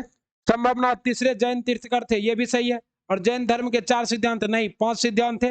लास्ट में ब्रह्मचर्य को जोड़ दिया गया था, किसके द्वारा? तो ब्रह्मचर्य को जोड़ा गया था किसके द्वारा साथियों? महावीर स्वामी द्वारा। और 5 सिद्धांत हो गए। और ये 5 सिद्धांत क्या हुआ था? ये 5 सिद्धांत हुआ था अहिंसा, जीव की चोट ना पड़ना, सत्य, क्या असत्य नहीं बोलना, अत्याचार चोरी ना करना, अपरिग्रह धन के इकट्ठा नहीं करना और ब्रह्मचर्य। ओके साथियों। इनमें से कौन समुद्रगुप्त का दरबारी कवि था? समुद्रगुप्त का दरबारी कवि कौन था? हरिसेन था। और इस हरिसेन ने क्या लिखवाया था? प्रयाग प्रशस्ति लेख लिखवाया था। और इसने बताया था कि क्या निम्नलिखित में से किस वर्ष कांग्रेस के पूर्ण स्वराज की मांग की थी? तो वर्ष 1920 में कांग्रेस ने पूर्ण स्वराज की मांग कर दी थी।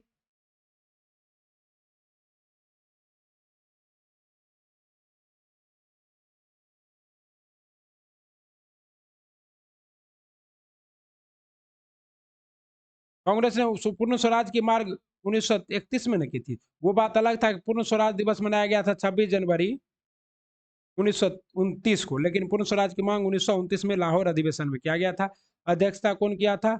अध्यक्षता किया था आपका वही जवाहरलाल नेहरू। ओके साथियों, भारतीय राष्ट्रीय कांग्रेस के किस अधिवेशन में वंदे मातरम पहली बार गाया गया? वंदे मातरम 1896 में कलकत्ता अधिवेशन में गाया गया। कब? 1896 में। अध्यक्ष कौन थे? रहीमतुल्ला सियानी। ओके। और वंदे मातरम के रचयिता कौन थे? तो बंकिम चंद्र चटर्जी। और किसके द्वारा गया था? तो रविंद्रनाथ टैगोर के द्वारा गया था। कहता है निम्नलिखित में से कौन सा प्राचीन भारत का महाजनपद नहीं था? लिच्छवी था, अस्मक भी था, मल्ल भी था। तो कौन सा नहीं था? तो उपयुक्त में से कोई नहीं। क्या था? सभी।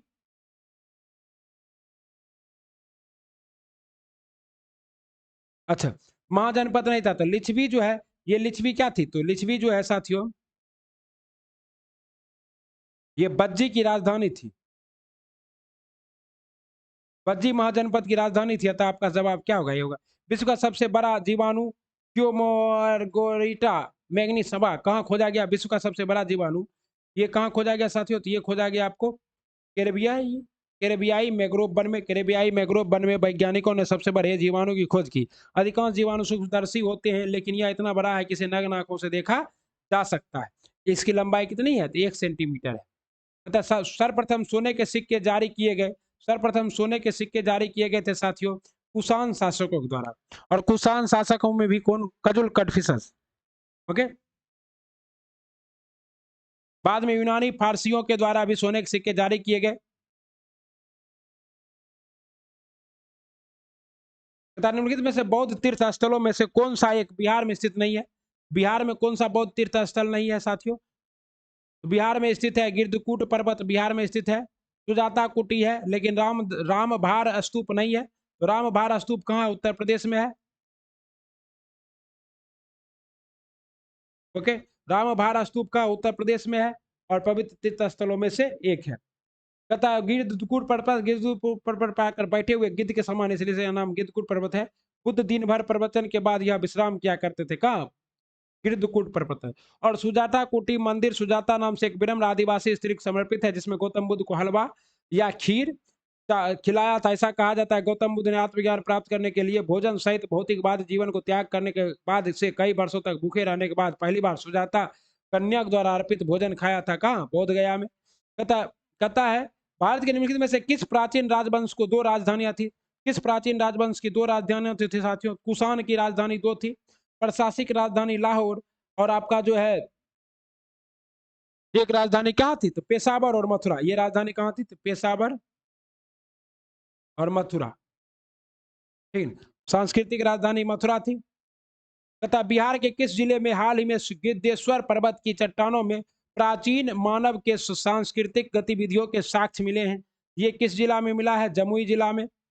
जमुई जिला में जब बालू की खुदाई हो रही थी तो ये मिला है। सरकारी सूत्रों के अनुसार बिहार के जमुई जिले में भगवान महावीर की जन्मस्थली जन्मस्थली लछुहार के निकट गिद्धेश्वर पर्वत पर चट्टानों के, तो गिद्धेश्वर पर्वत कहाँ है? पता चल गया।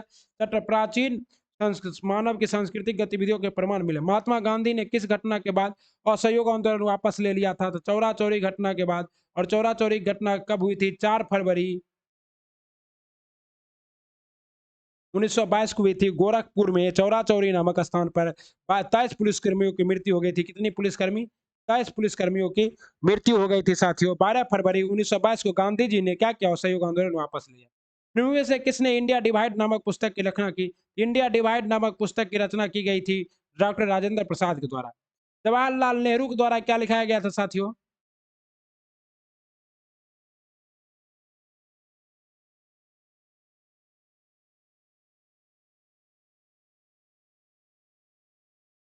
जवाहरलाल नेहरू ने लिखा था क्या चीज? वही द डिस्कवरी ऑफ इंडिया जब किसके द्वारा लिखा गया था? जवाहरलाल नेहरू के द्वारा लिखा गया था। तो उसके बाद सरदार वल्लभ भाई पटेल के द्वारा क्या लिखा गया था? कोई व्यक्ति कमेंट करके बता सकते हैं? इनको ज्यादा लिखने उखने में दिलचस्पी था नहीं। और महात्मा गांधी ने तो आपको पता ही है कि महात्मा गांधी ने लिखा था हिंद स्वराज, उसके बाद सत्य के साथ मेरे प्रयोग। ओके,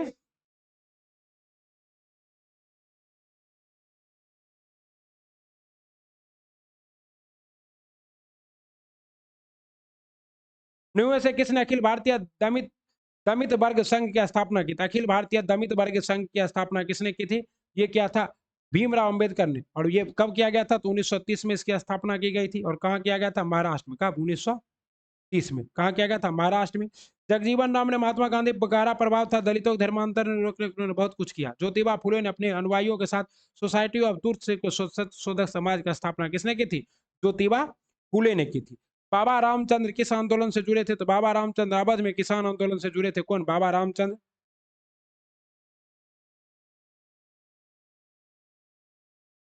अलाउद्दीन खिलजी के संदर्भ में लिखित में से कौन सा कथन सही नहीं है?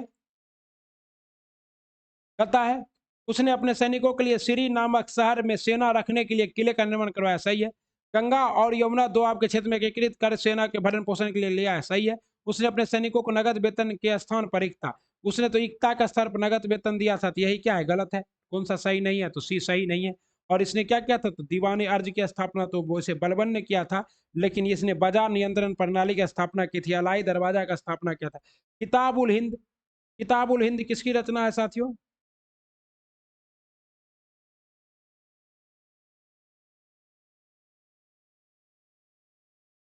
किताबुल हिंद किसकी रचना है? अल बरूनी की रचना है। रिहाला किसकी रचना है? इब्ने बतूता की रचना। अकबरनामा किसकी रचना है? तो अबुल फजल की रचना है। पादशाहनामा किसकी रचना है? तो अब्दुल अहमद लाहौरी की रचना। ओके साथियों, आपका सही जवाब क्या है? जी।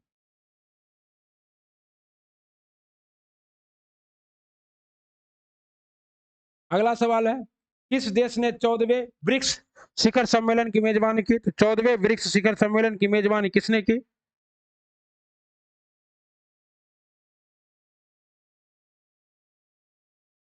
14वें ब्रिक्स शिखर सम्मेलन की मेजबानी की गई है चीन के द्वारा। ओके। और ब्रिक्स शिखर सम्मेलन में भारत और चीन और पाकिस्तान सब है। ओके। 2001 में ब्रिटिश अर्थशास्त्री जिम ओमिल ने ब्राजील, रूस, भारत और चीन के 4 उभरती अर्थव्यवस्थाओं का वर्णन के लिए ब्रिक्स शब्द प्रयोग किया था। और 2006 में ब्रिक्स के विदेश मंत्रियों की पहली बैठक हुई थी। और दक्षिण अफ्रीका के दिसंबर 2010 में ब्रिक्स के सम्मानित होने को शामिल किया गया। और ये क्या होगा? ब्रिक्स। ब्रिक्स में कितने देश हैं?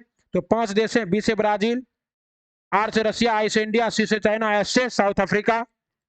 ओके। निम्न में से किस पशुओं की अस्थियां हड़प्पा स्थल से प्राप्त हुई है? हड़प्पा स्थल से किसकी अस्थियां प्राप्त हुई है? तो कहते हैं हड़प्पा स्थल से मवेशी, भेड़, बकरी, भैंस और सुगर की अस्थियां प्राप्त हुई है। भेड़, बकरी, सुगर और भैंस अतः उपयुक्त में से क्या होगा? एक से अधिक।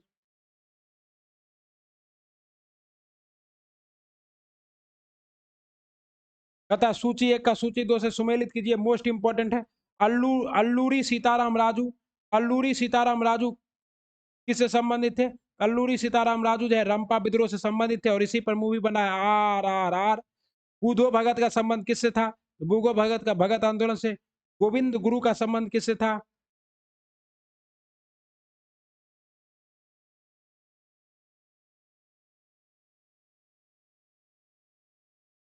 ये तो सही था। कल्लोरी सीताराम राजू किससे? रंपा विद्रोह से संबंधित थे। ओके। और रंपा विद्रोह कहाँ हुआ था? आंध्र प्रदेश में हुआ था। बुधो भगत का संबंध किससे था? झारखंड थे। और ये लड़का विद्रोह से संबंधित था। कौन? बुधो भगत, लड़का विद्रोह। उसके बाद गोविंद सिंह। गोविंद सिंह ने कौन सा विद्रोह किया था साथियों? गोविंद सिंह ने किया था भगत आंदोलन। और लक्ष्मण नाइक ने किया था साथियों कोरापुट विद्रोह। कोरापुट कहाँ है? उड़ीसा में है साथियों, आपको पता ही होगा। कोरापुट विद्रोह किया था इसने। और रंपा विद्रोह कब हुआ था? अल्लूरी सीताराम राजू का 1922 में। कहा हुआ था? आंध्र प्रदेश में। आंध्र प्रदेश में। कोरापुट विद्रोह उड़ीसा में हुआ था, आपको पता ही है। गुरु गोविंद ने राजस्थान में भगत विद्रोह का आरंभ 1883 में किया था। भगत विद्रोह कब हुआ था? 1883 में। कहा हुआ था? राजस्थान में। ओके। उसके बाद कहता है बूधो भगत ने कौन सा आंदोलन चलाया था? भगत विद्रोह 1883 में। उसके बाद कोरापुट विद्रोह कब हुआ था? 1942 में। कोरापुट विद्रोह 1942 उड़ीसा में किसने किया था? लक्ष्मण नाइक ने। और लड़का विद्रोह कब हुआ था? 1832 में हुआ था। किसने किया था? झारखंड में। इस तरह से याद रखिएगा। अलोरी सीताराम राजू। रंपा विद्रोह 1922 आंध्र प्रदेश। बुधो भगत लड़का विद्रोह 1832 झारखंड। गोविंद गुरु भगत आंदोलन 1883 राजस्थान। लक्ष्मण नायक कोरापुट विद्रोह 1942 उड़ीसा। ओके। कहता निम्नलिखित कथनों पर विचार कीजिए। अकबर के शासनकाल के दौरान किए गए भू वर्गीकरण के अनुसार कोजल वह जमीन थी जिसमें एक के बाद एक हर फसल की सालाना खेती होती थी, जिसे कभी खाली नहीं करना पड़ता था। तो सही है। पता क्या है? उसके बाद पैरती वह जमीन है जिस पर कुछ लोग दिए कुछ लोग क्या करते थे?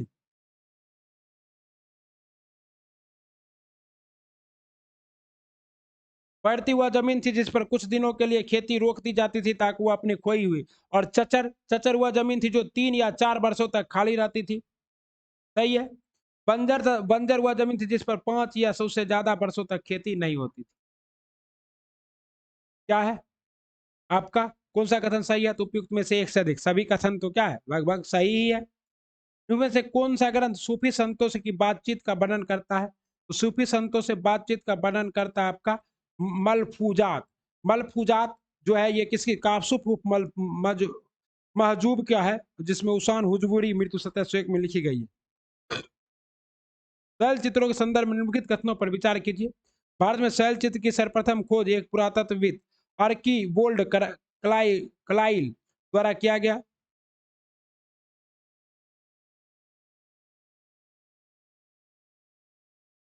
क्या है? सही है।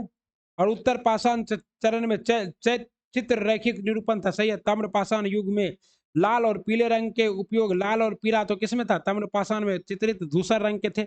यानी कि क्या है आपका? सिर्फ और सिर्फ एक और दो सही है। कहता है निम्नलिखित में से किसने एक इंडोर सोलर कुकिंग सिस्टम सूर्य नूतन विकसित किया है? तो सूर्य नूतन किसने विकसित किया है? इंडियन ऑयल कॉर्पोरेशन ने सूर्य नूतन विकसित किया है, जो कि इंडोर सोलर कुकिंग सिस्टम है। घर के अंदर सौर ऊर्जा को एब्जॉर्ब करके क्या करेगा? खाना बना देगा। भारत के इतिहास में निम्नलिखित में से निम्नलिखित घटनाओं के पूर्व समय से आरंभ करते हुए कालानुक्रम व्यवस्थित कीजिए। बारदोली में किसान का सत्याग्रह। बारदोली किसान सत्याग्रह कब हुआ था? 1928 में। और बारदोली की महिलाएं ही ने जब किसे? सरदार वल्लभ भाई पटेल को सरदार की उपाधि दी। महात्मा गांधी का नोआ खोली दौरा कब हुआ था? 1946 में। सांप्रदायिक दंगे को रोकने के लिए गांधी इरविन समझौता 1931 में। दूसरा गोलमेज सम्मेलन भी 1931 में, लेकिन पहले ही हुआ तभी। सबसे पहले आपका क्या हो जाएगा? सबसे पहले एक, एक के बाद तीन, तीन के बाद चार। 1 3 4 2, 1 3 4 2। ओके। निम्न में से किस एक्ट ने ईस्ट इंडिया कंपनी की शक्तियों को ब्रिटिश क्राउन को हस्तांतरित कर दिया था? भारत शासन अधिनियम 1858 के द्वारा। ओके। तथा 13वीं शताब्दी के दौरान मिनाज उस सिराज ने हिंदुस्तान शब्द का प्रयोग किया था। तो मिनाज उस सिराज की पुस्तक क्या है? तबाकाते नासरी है, जिसमें बिहार का भी वर्णन मिलता है। तो ये क्या था साथियों? इसके लिए पंजाब हरियाणा क्षेत्रों और गंगा तथा यमुना के बीघ के भूमि के लिए। भारतीय पुरातत्व सर्वेक्षण के पहले महानिदेशक कौन थे? भारतीय पुरातत्व सर्वेक्षण के पहले महानिदेशक अलेक्जेंडर कनिंघम। इसको क्या कहते हैं? ASI कहते हैं। भारतीय रिजर्व बैंक के ब्लैक स्वर्ण की बात की है। ब्लैक स्वर्ण क्या है? ब्लैक स्वर्ण एक दुर्लभ अप्रत्याशित घटना है जो एक आश्चर्य के रूप में आती है। ओके। और इसमें होता क्या है साथियों? तो इसमें ये होता है और इसका समाज या विश्व पर महत्वपूर्ण प्रभाव कहा जाता है कि इस घटना की 3 विशेष विशेषता: यह अत्यंत दुर्लभ है तथा नियमित अपेक्षाओं के दायरे से बाहर है। इसके टकराने के बाद उनका गंभीर प्रभाव पड़ता है और जब व्यापक स्पष्टीकरण दिखाई देता है तो पाश्च दृष्टि में संभावित प्रतीत होता है। तब विकल्प क्या है?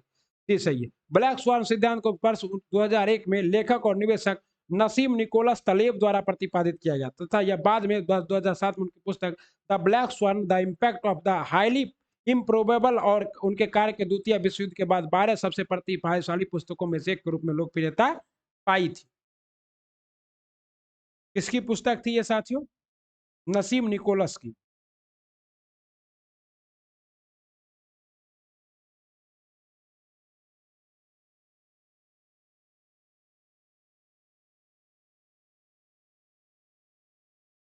सातवीं शताब्दी के दौरान सामंत महामंडलेश्वर होते थे। सातवीं शताब्दी के दौरान सामंत और महामंडलेश्वर बड़े भूमि स्वामी का योद्धा सरदार। सातवीं शताब्दी के दौरान उपमहाद्वीप में विभिन्न भागों में बड़े भूस्वामी या योद्धा सरदार अस्तित्व में आ चुके थे। राजा लोग प्राय उन भूस्वामियों को योद्धा सरदार को अपने महान सामंत के रूप में रखते थे। ओके, आईने अकबरी निम्नलिखित से किसने लिखी? तो आईने अकबरी की रचना की थी अबुल फजल ने। किसने की थी? अबुल फजल ने। ओके, दरबारी इतिहास काल अबुल फजल ने की थी। इस पुस्तक में फसल सुनिश्चित करने के लिए साम्राज्य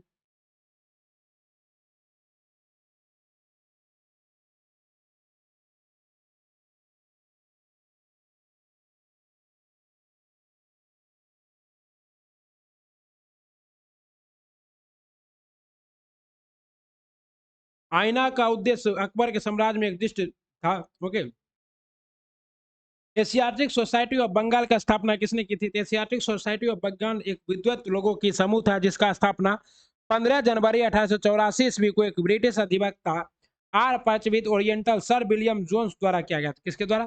सर विलियम जोन्स द्वारा किया गया था।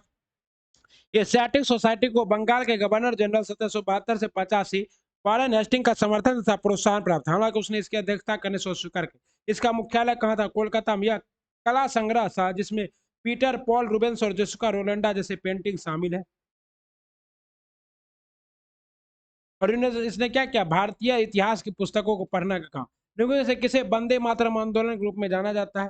तो वंदे मातरम आंदोलन के रूप में जाना जाता है स्वदेशी आंदोलन को, क्योंकि स्वदेशी आंदोलन 1905 के दौरान ही वंदे मातरम जो है खूब गाया गया। वंदे मातरम सुजलम सुफलम मातरम सी वंदे मातरम। और वंदे मातरम गीत के रचयिता कौन है? बंकिम चंद्र जी।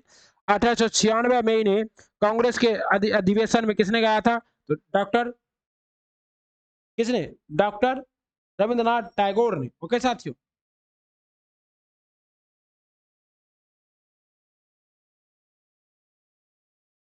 आंध्र और डेल्टा के क्षेत्र में स्वदेशी आंदोलन को किस रूप में जाना गया? तो स्वदेशी आंदोलन को इसी वंदे मातरम आंदोलन के रूप में। मुगल काल में रैयत और मुजरियन शब्द का प्रयोग किस लिए किया जाता था? मुगल काल में रैयत और मुजरियन का प्रयोग किसानों के लिए किया जाता था। ओके साथियों, किसान के लिए पराया रैयत बहुवचन रियाज तथा मुजरियान शब्द का प्रयोग करते थे। 17वीं शताब्दी के स्रोत में दो किसानों का उल्लेख है, कुल खुद काश्त और पाही काश्त। प्रथम प्रकार के किसान उस गांव के निवासी थे जहां जमीन थी और उसी पर वो खेती करते थे, और द्वितीय दूसरे की जमीन पर खेती करने वाले थे। मुस्लिम लीग के संबंध में निम्नलिखित कथनों में से कौन सा कथन सही नहीं है? ओके, आइए देखते हैं।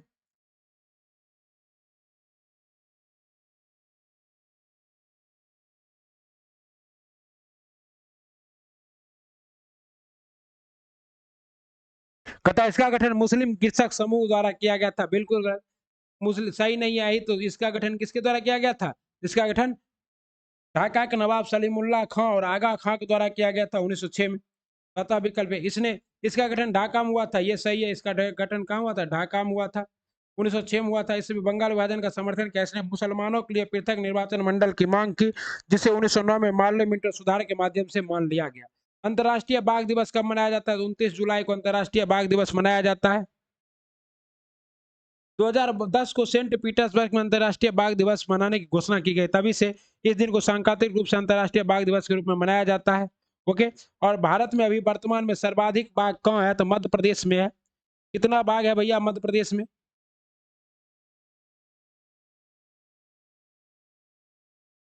और वर्तमान में सर्वाधिक बाघों की संख्या किस देश में है? तो वो भारत में ही है।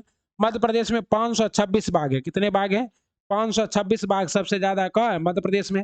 ये आपको रिपोर्ट बता रहे बाघ सर्वेक्षण रिपोर्ट 2021 के द्वारा। 3100 कुछ बाघ कहाँ है? भारत में है, और सर्वाधिक बाघों की संख्या भारत में है। उसके बाद रसिया में है 433, इंडोनेशिया में 371, मलेशिया में 270। मुगलों के समय में आमिर गुलजार को इस नाम से भी जाना जाता था। अमीर गुजार को किस नाम से जाना जाता था? राजस्व संग्रहता। मुगलों के समय में लोगों पर करों का बोझ निर्धारित करने से पहले मुगल शासन में जमीन और उस पर होने वाले उत्पादन के बारे में विशिष्ट जानकारी। भू राजस्व व्यवस्था में दो चरण शामिल थे, पहला कर का निर्धारण और दूसरा वास्तविक वसूली।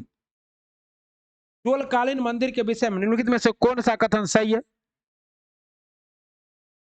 तो कौन सा कथन सही है साथियों? कहता गंगई कोंड चोलपुरम मंदिर राजा राज द्वारा बनवाया गया था। तो गंगई चोल्ड कोल्डपुरम मंदिर राजा राज द्वारा नहीं, राजेंद्र प्रथम द्वारा बनाया गया था। ये तो गलत हो गया। और गंगई और मूर्तिकला की दृष्टि से कथन एक सही नहीं है। चोल मंदिर प्राय अपने आसपास विकसित होने वाली बस्तियों के केंद्र बनाए जाते थे। शिल्प उत्पादन के केंद्र थे, मंदिरों के साथ जुड़े हुए शिल्प के कार्य होते थे। कहता था मंदिरों में कंस प्रतिमा नहीं मिली है, ये भी गलत है। मंदिरों में कई सारे कंस प्रतिमाएं क्या हुई, मिली हुई है। कंस प्रतिमाओं का निर्माण सबसे विस्तृत था। चोल कंस प्रतिमा संसार की सबसे उत्कृष्ट प्रतिमाओं से एक मानी जाती थी। ओके साथियों, कहता है मंदिर आर्थिक, सामाजिक और सांस्कृतिक जीवन के केंद्र थे। हाँ, ये बिल्कुल सही है। तो आपका क्या है, कथन 3 बिल्कुल सही है। कथा निम्नलिखित में से किसने राज्याभिषेक कोरोनेशन दरबार में ब्रिटिश राजधानी को कलकत्ता से दिल्ली स्थानांतरित किया गया था? ये किसके द्वारा किया गया था? तो किंग चार्ल्स पंचम आया था। किंग चार्ल्स कौन आया था? पंचम आया था। और इसने 1911 में दिल्ली दरबार लगाया था। और इस समय वायसराय कौन थे? तो लॉर्ड हार्डिंग द्वितीय, हार्डिंग सेकेंड थे। और यही इसी पर कौन बम मारा था? तो रास बिहारी बोस मारा था। मरे नहीं थे ये, तो भाग गया था वो रास बिहारी बोस। ओके। और इसी में क्या हुआ कि कलकत्ता से दिल्ली की राजधानी हस्तांतरित कर दी गई। सूची 1 का सूची 2 से सुमेलित कीजिए। उड़न तुरी करघे,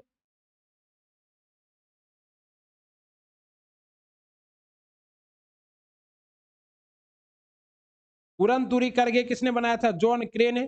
कताई मशीन का आविष्कार किसने किया था? जेम्स हरग्रीज ने। वाटर फ्रेम का आविष्कार किसने किया था? तो वाटर फ्रेम रिचर्ड आर्काट ने।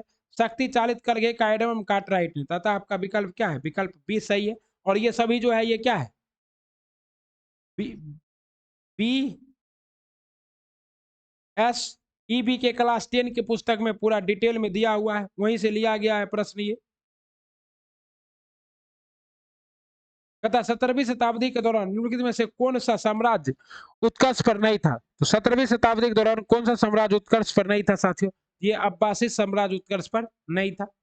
अब्बासी खिलाफत 1750 705 से लेकर 1258 तक क्या था? उमैया के नेतृत्व में उत्कर्ष। निम्नलिखित में से किसने ब्रिटिश हाउस ऑफ कॉमन्स में अगस्त घोषणा का वाचन किया था? तो ब्रिटिश हाउस ऑफ कॉमन्स में अगस्त घोषणा का वाचन किसने किया था साथियों? तो ये किया था एडविन मोंटेग्यू ने। 20 अगस्त 1917 को उन्होंने ब्रिटिश संसद में हाउस ऑफ कॉमन्स में एक ऐतिहासिक घोषणा की जिसे मोंटेग्यू डिक्लेरेशन या अगस्त घोषणा कहा जाता था। ये विकल्प क्या है सही? राजा राम मोहन राय के संदर्भ में निम्नलिखित में से कौन सा कथन सत्य है? तूफात उल मुबाहिदीन उनकी पहली प्रकाशित रचना थी। सही है। उन्होंने मूर्ति पूजा और जाति प्रथा कठोरता के विरुद्ध अभियान चलाने के लिए कलकत्ता में आत्मीय सभा की स्थापना 1815 में की थी। ये भी सही है। पर्व समाज आधुनिक भारत में प्रथम बौद्धिक सुधार आंदोलन था। ये भी सही है। तो उपरोक्त में से क्या एक से अधिक सही है? ओके। राजा राम मोहन राय को राजा की उपाधि किसने दी थी? तो राजा राम मोहन राय को राजा की उपाधि दी थी आपका अकबर द्वितीय ने।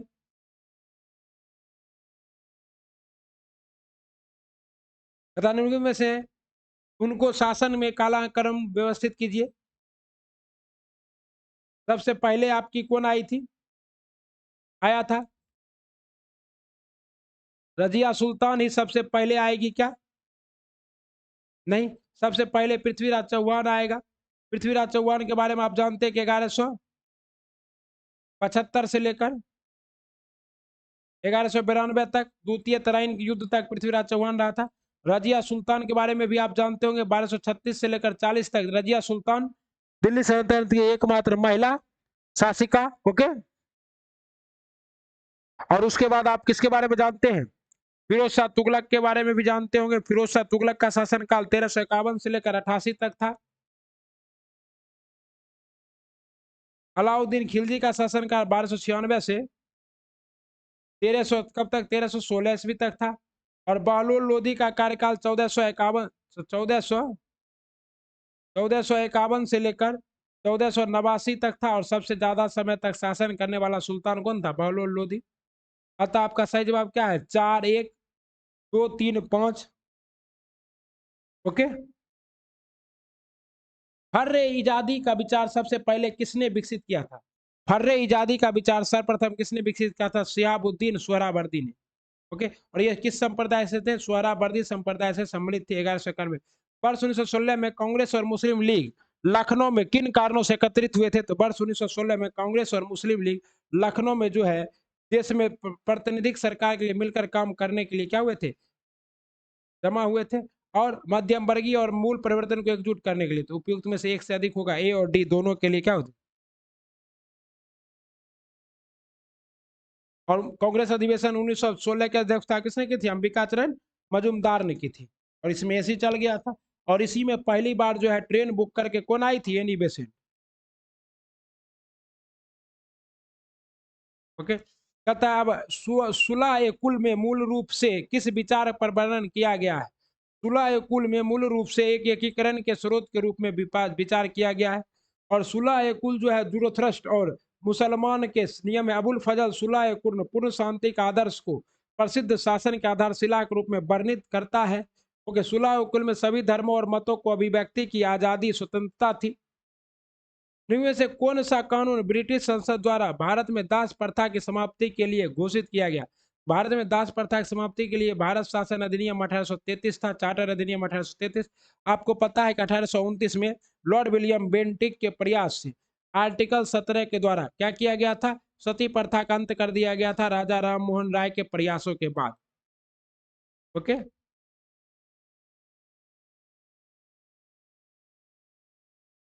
किस मुगल शासक ने सिकरी में जुम्मा मस्जिद के बगल में शेख सलीम चिश्ती के लिए सफेद संगमरमर का एक मकबरा बनाने का आदेश दिया था? बताइए ये कौन था? ये था आपको अकबर ने सीकरी में। तो ये कौन था? अकबर। अकबर ने सीकरी में शेख मोहम्मद चिश्ती के लिए सफेद संगमरमर का एक मकबरा, विशाल मेहराबी प्रवेश द्वार, बुलंद दरवाजा और गुंतर के गुरुद्वार क्या कहते हैं? 1885 में उत्तर पश्चिम की ओर अधिक नियंत्रण लाने के लिए राजधानी लाहौर से स्थानांतरित कर कहाँ ले गया था? ये देवगिरी ले गया था। तो ये जवाब अकबर है, उपयुक्त में से कोई नहीं। नेशनल पॉलिस वुड पार्क किस राज्य में स्थित है? नेशनल पॉलिस वुड पार्क जो है ये कहाँ स्थित है साथियों? तो ये स्थित है तमिलनाडु में।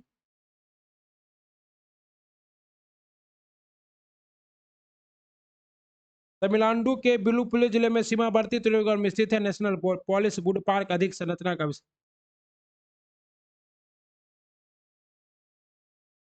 इनमें में से किस व्यक्ति ने वर्ष 1922 में स्वराज पार्टी की स्थापना की थी? वर्ष 1922 में स्वराज पार्टी की स्थापना मोतीलाल नेहरू और सी आर दास ने मिलकर की थी। अतः आपका जवाब क्या होगा? डी होगा। इसके अध्यक्ष कौन थे? तो मोतीलाल नेहरू। और सचिव कौन थे? सी आर दास थे। और चुनाव वुड डिस्पैच योजना की विशेषता के संदर्भ में निम्नलिखित में से कौन सा कथन सत्य है? आइए देखते हैं। 19वीं शताब्दी के उत्तरार्ध में यह योजना शिक्षा पर प्रभावी रही। ओके, ये क्या है? सही है। और ये वुड डिस्पैच 1800 कब आया था? 1854 में आया था ना। ओके, और इसने भारत में शिक्षा का उद्देश्य यूरोपीय ज्ञान के प्रसार को बताया। सही है। इसने लंदन विश्वविद्यालय के तर्ज पर कोलकाता, बंबई और मद्रास विश्वविद्यालय का स्थापना का प्रस्ताव पेश किया। ये भी सही है।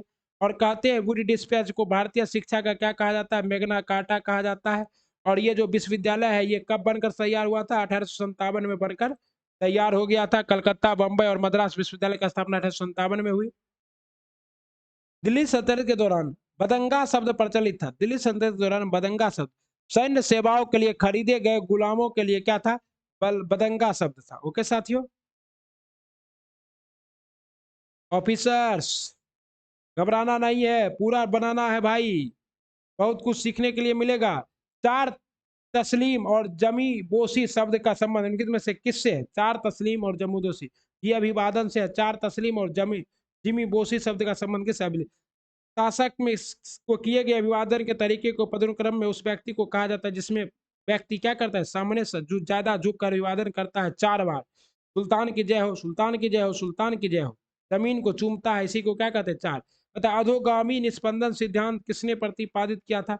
अधोगामी निस्पंदन सिद्धांत को प्रतिपादित किया था लॉर्ड मैकाले द्वारा।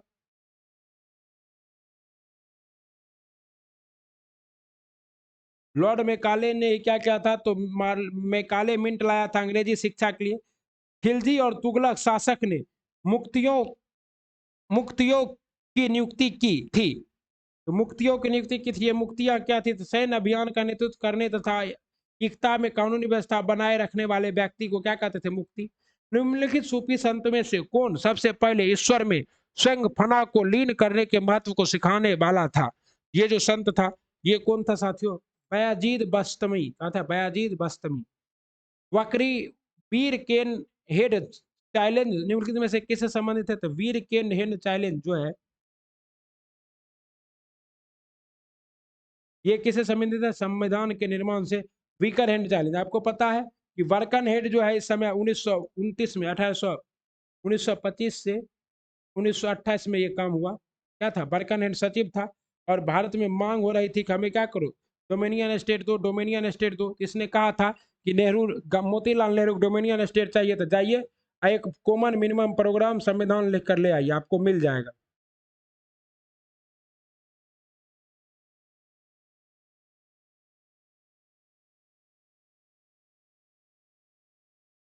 ये लिख भी लिए थे, लेकिन क्या हुआ, लिखने के बावजूद भी बोला सबसे दस्तखत कराना, और मोहम्मद अली जिन्ना ने इस पे क्या किया? दस्तखत ही नहीं किया। इसी को क्या कहते हैं? Birken head challenge. कहता है सूरी वंश के कितने वर्षों तक शासन किया? तो सूरी वंश, जिसको आप शेरशाह सूरी ने स्थापना किया था, 1540 में स्थापित हुआ और 1555 में समाप्त हो गया। कितने वर्ष तक? 15 वर्ष तक किया था। इसके संस्थापक कौन थे? तो शेरशाह सूरी थे। ओके, शेरशाह सूरी ने मात्र 5 सालों तक शासन किया, उसकी मृत्यु हो गई थी आग्नेयनामा अस्त्र सरलाने के दौरान। निम्नलिखित में से किसने वर्ष 1945 में आजाद हिंद फौज के खिलाफ चलाए गए मुकदमे के बचाव पक्ष के अधिवक्ता में नहीं थे? जवाहरलाल नेहरू था, तेज बहादुर सप्रू भी था।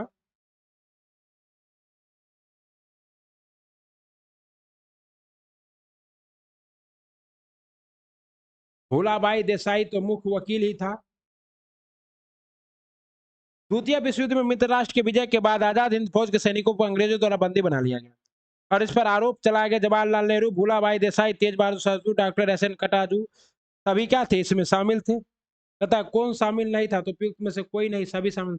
हाल ही में सफेद प्याज को भौगोलिक संकेतन परमानंद जीआई टैग प्राप्त हुआ, निम्न में से किस राज्य का है? तो सफेद प्याज कहाँ होता है? महाराष्ट्र के नासिक में।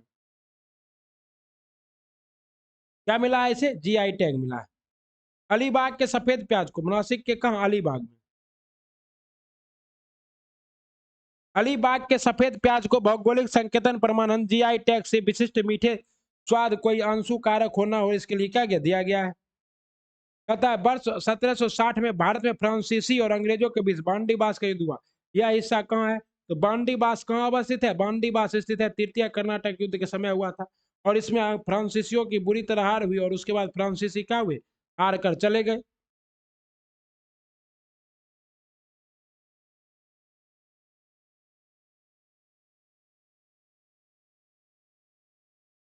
चौसा के युद्ध के बाद हुमायूं को गंगा पार कराने में किसने मदद की थी? तो ये एक निजाम था और ये एक भिस्ती था, इसने मदद की थी। भिस्ती निजाम ने अपने बकरे की खाल के छोले मशक को पुलाया और हुमायूं को नदी पार करने के लिए उस पर एक नाव के रूप में प्रयोग किया। अतः यह क्या है? विकल्प सी सही है। भारत में ब्रिटिश शासन के दौरान होने वाली घटनाओं की सही कालक्रम कर्म का चयन कीजिए। सबसे पहले क्या हुआ था? 1942 में ग्रिप्स मिशन, 1944 में शिमला समझौता, 1946 में कैबिनेट प्रधान और 1946 में क्या आया था? एटली घोषणा। तो ये आपका क्या है? एकदम सही है। कतानुर से किसे गरीब नवाज के रूप में भी जाना जाता है? ख्वाजा मोइनुद्दीन चिश्ती को गरीब नवाज के रूप में जाना जाता है। किसे? ख्वाजा मोइनुद्दीन चिश्ती। और यहाँ पर ख्वाजा मोइनुद्दीन चिश्ती नहीं है, अतः ऊपर में से क्या होगा? कोई नहीं।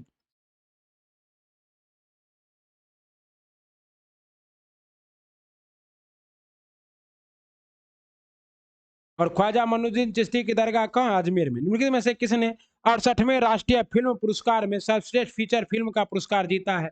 68वें राष्ट्रीय फिल्म पुरस्कार में सेराई पटारू सेराई सेराई पोट्रू ने क्या किया है? तमिल में सर्वश्रेष्ठ फीचर फिल्म का पुरस्कार जीता है। और अभिनेता सूर्या और अजय देवगन ने सर्वश्रेष्ठ अभिनेता का पुरस्कार साझा किया है। अभिनेत्री अपर्णा बाल मुंद्री को सर्वश्रेष्ठ अभिनेत्री के रूप में विकल्प में निम्न में से कौन संस्कृत व्याकरण गोमेटिका ग्रैंडोनिका लिखने वाला पहला यूरोपीय विद्वान था? ये कौन था साथियों? ये था जोहान अर्नेस्ट हैकेंसलेंडन। कौन था? जोहान हैकेंसलेंडन ने संस्कृत व्याकरण गोमेटिका ग्रैंडोनिका लिखने का कार्य किया। मलयालम भाषा में उनका योगदान था। सरल शैली में उन्होंने क्या किया? मलयालम में भी।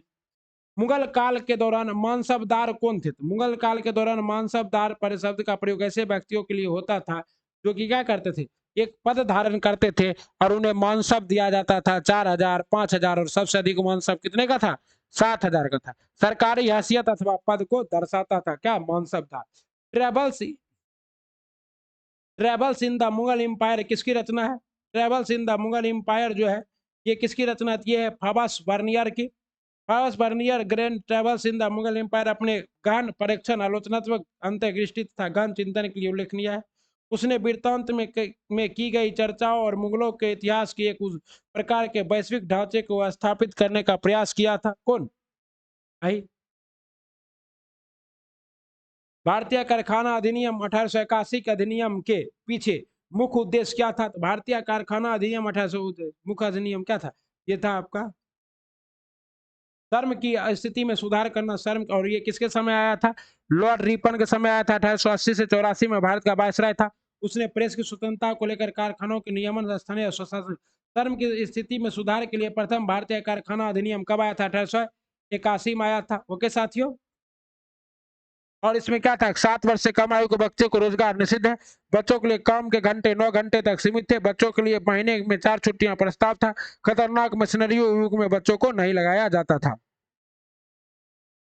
हाल ही में ई अमृत मोबाइल एप्लीकेशन लॉन्च किया गया है। ई अमृत मोबाइल एप्लीकेशन ई वाहन के संबंध में जागरूकता बढ़ाने के लिए ई अमृत मोबाइल एप्लीकेशन क्या किया गया? लॉन्च किया गया है इलेक्ट्रिक वाहनों को अपनाने के लिए उद्देश्य से। ठीक है ना साथियों? तथा अंग्रेज ने भारत में अपना पहला कारखाना कहाँ स्थापित किया था? अंग्रेज ने भारत में अपना पहला कारखाना अस्थायी कारखाना सूरत में स्थापित किया था। कब? 1612 ईस्वी में।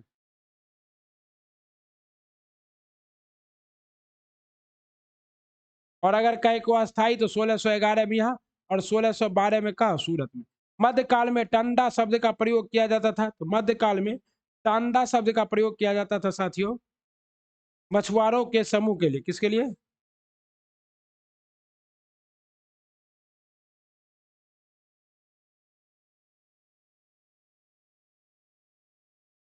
मध्यकाल में टांडा शब्द का प्रयोग किया जाता साथियों एक जमींदार वर्ग के लिए। किसके लिए किया जाता था? एक जमींदार वर्ग के लिए टांडा शब्द का प्रयोग किया जाता था। बांजरे सबसे महत्वपूर्ण खानावदेश क्या थे? जनजाति थे। ओके, उनके कारवां को टांडा कहा जाता था। अतः क्या है? विकल्प बी सही है। अच्छा, दोनों में से कोई विकल्प सही नहीं है। विकल्प सही कौन है? तो बी, बांदरों का कार्य को क्या कहा जाता था? टांडा। इनमें से कौन प्रथम आंग्ल सिख युद्ध के दौरान भारत का वायसराय था? तो प्रथम आंग्ल सिख युद्ध के दौरान भारत का वायसराय था साथियों आपका लॉर्ड हार्डिंग प्रथम। कौन था? लॉर्ड हार्डिंग प्रथम। ओके, प्रथम आंग्ल सिख युद्ध के दौरान भारत का वायसराय था लॉर्ड हार्डिंग प्रथम। प्रथम आंग्ल सिख युद्ध 1845 से 46 के बीच में हुआ था। कब हुआ था? 1845 से 46 में हुआ था। ठीक ना? और 11 दिसंबर 1845 को ईस्ट इंडिया कंपनी द्वारा चारों तरफ से पहले मान हमला बोला। सिख सेना की एक टुकड़ी सल्तनत नदी पार कर कंपनी के क्षेत्र में प्रवेश कर गई। इस कार्रवाई को वर्ष 1909 में संधि की शर्तों का उल्लंघन माना गया, जिसके परिणाम स्वरूप कंपनी ने 13 दिसंबर को सिख साम्राज्य से युद्ध की घोषणा की और प्रथम आंग्ल सिख युद्ध प्रारंभ हो गया। द्वितीय आंग्ल सिख युद्ध 1948 में शुरू हुआ और इस समय वायसराय थे लॉर्ड डलहौजी। और द्वितीय आंग्ल मैसूर युद्ध के बाद ही क्या हुआ? तो दिलीप सिंह को भेज दिया गया लंदन पढ़ने के लिए। कहते हैं ईस्ट इंडिया कंपनी ने किसके नेतृत्व में अरकाट पर कब्जा किया था? अरकाट पे कब्जा किया था ईस्ट इंडिया कंपनी ने। किसके नेतृत्व में किया था? ये था आपका रॉबर्ट क्लाइव के नेतृत्व में। किसके नेतृत्व में? रॉबर्ट क्लाइव के नेतृत्व में। रॉबर्ट क्लाइव ने अंग्रेजों की ईस्ट इंडिया कंपनी की सेना कर्नाटक में नवाब चंदा साहब की राजधानी अरकाट पर कब्जा कर लिया था। चंदा साहब को डुप्ले के नेतृत्व में फ्रांसीसी का समर्थन प्राप्त था। श्री जगन्नाथपुरी मंदिर का निर्माण करवाया गया था। श्री जगन्नाथपुरी मंदिर का निर्माण कराया गया था अनंत बर्मन चोंगडंग, ये तो नरसिंह बर्मन के द्वारा करवाया गया था। बिहार सरकार ने राज्य में समस्तीपुर और बक्सर जिलों में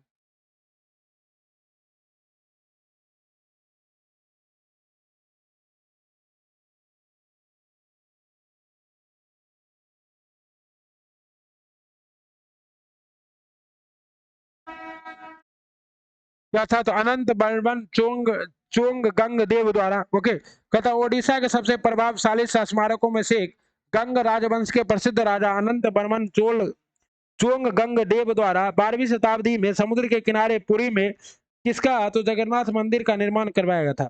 65 मीटर ऊंचा मुख्य मंदिर का असाधारण और शानदार कलिंग शैली की इमारत है जो ऊंचे चबूतरे पर स्थित है, जिसमें स्नान यात्रा, नत्रोत्सव, रथ यात्रा, कार उत्सव, शयन एकादशी, चित्रलग्गी, अमावस्या, श्री कृष्ण जन्म, दशहरा आदि महत्वपूर्ण महोत्सव। और सबसे ज्यादा भीड़ जो है एकत्रित होता है किसमें, तो जगन्नाथपुरी के रथ यात्रा में। बिहार के किस जिले में तेल एवं प्राकृतिक गैस निगम ओएनजीसी ने पेट्रोलियम भंडार की खोज की है? ये बिहार के किस जिले में किया गया? समस्तीपुर और बक्सर जिले में। समस्तीपुर और बक्सर जिले में जो है ओएनजीसी ने पेट्रोलियम एक्सप्लोरेशन की खोज की है। समस्तीपुर में 308.3 वर्ग किलोमीटर क्षेत्र में तेल की खोज आधुनिक तकनीक से की जानी है। वही बक्सर में 52.3 वर्ग किलोमीटर में पेट्रोलियम की खोज की जाएगी। गौरतलब है कि बिहार के कुछ हिस्सों में पहले भी तेल की भंडार की खोज की जा चुकी है, लेकिन कोई व्यावसायिक सफलता हाथ नहीं लगी। हालांकि इसने आगे की खोज के लिए मूल्यवान वैज्ञानिक जानकारी जुटाने में मदद की। पलासी का युद्ध ब्रिटिश ईस्ट इंडिया कंपनी और किसके बीच लड़ा गया था? पलासी का युद्ध ब्रिटिश इंडिया कंपनी और मीर सिराजुद्दौला के बीच लड़ा गया था। 1756 में यह युद्ध हुआ था। सिराजुद्दौला की क्या हुई थी? हार हुई थी। और मीर जाफर का बेटा मीरान ने सिराजुद्दौला की क्या कर दी थी? हत्या कर दी थी। ओके, 30,000 सैनिकों के साथ कासिम बाजार पर। और इसमें जो है लॉर्ड क्लाइव छल से जीत गया था। कहता है बसोहली शब्द का सबसे अच्छा वर्णन किया जा सकता है। बसोहली एक लघु चित्र के रूप में बसोहली का एक सबसे अच्छा वर्णन किया जा सकता है। हिमालय की तलहटी में बसोहली नामक लघु चित्रकला होती है। कहाँ? हिमालय की तलहटी में।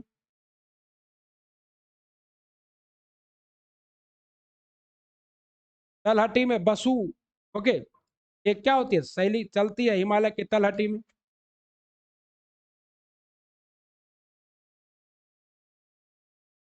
नादिर शाह ने दिल्ली के आक्रमण यहाँ चित्रित किया जाने वाला लोकप्रिय विषय भानु दत्त की रसमंजरी है। भानु दत्त की।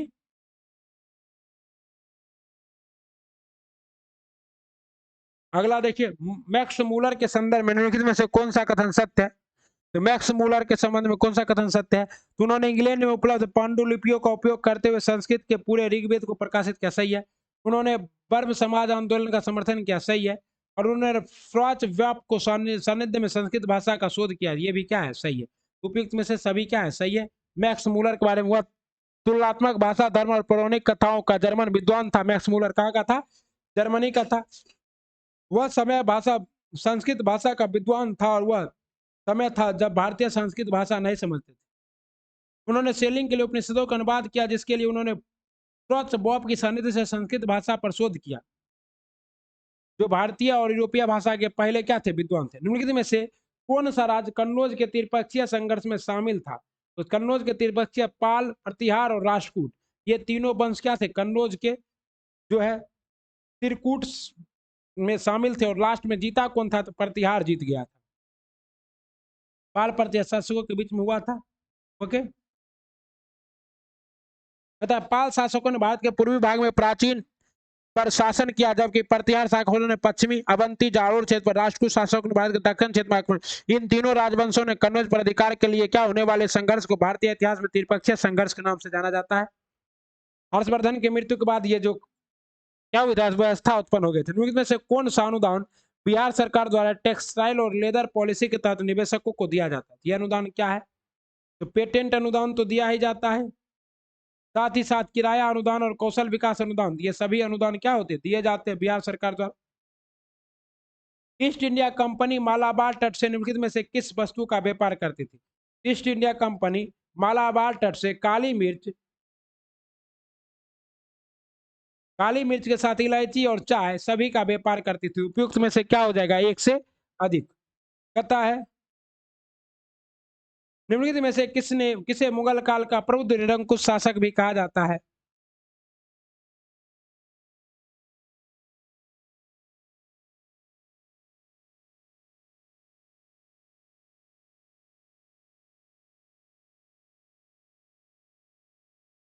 अकबर एक महान शासक था और अकबर को ही क्या कहा जाता है? तो अकबर को कहा जाता है मुगल काल का प्रबुद्ध निरंकुश शासक भी कहा जाता है। वह धर्मनिरपेक्ष सम्राट था और समाज का संपूर्ण अधिकार के पास रखता था, इसलिए उसे इंग्लैंड के महारानी एलिजाबेथ फ्रेडरिक द ग्रेट ने एक प्रबुद्ध निरंकुश शासक कहा था, जिसने शासन काल के दौरान कानून के सभी विषय समान थे। तब विकल्प क्या है? सी सही है। अगला सवाल है, क्या है? ब्रिटिश उन्मूलनवादी आंदोलन किसने शुरू किया था? तो ब्रिटिश उन्मूलनवादी आंदोलन शुरू किया गया था विलियम विपर फोर्स के द्वारा। संसद में इस अभियान का नेतृत्व विलियम विबल विबर फोर्स द्वारा किया गया था। कई असफल प्रयासों के बाद वर्ष वर्ष 1807 ईस्वी में ब्रिटिश साम्राज्य के दास व्यवसाय को समाप्त कर दिया गया तथा हालांकि इसे केवल अटलांटिक पार क्या था, अफ्रीकियों के आवागमन को रोकने के लिए कार्य किया गया था। रेगुलेटिंग एक्ट 1773 के तहत अपीलीय न्यायालय के स्थापित किया गया था। रेगुलेटिंग एक्ट 1773 के तहत अपीलीय न्यायालय कोलकाता में स्थापित किया गया था और इसकी पहली मुख्य न्यायाधीश थी सर एलिजा एमपी। निम्नलिखित में से कौन सी बोली बिहार में नहीं बोली जाती है? थारू, सूरजपुरी, बज्जिका। इसमें से कोई भी बोली बिहार में नहीं बोली जाती है।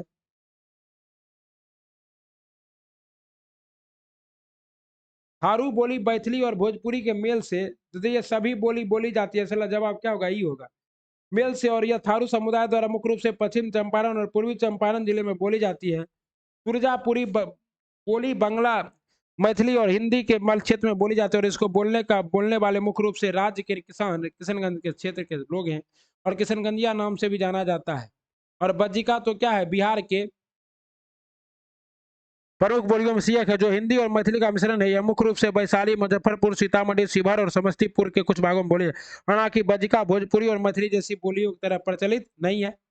हरी बोली है बज्जिका। किरे कीकर भी।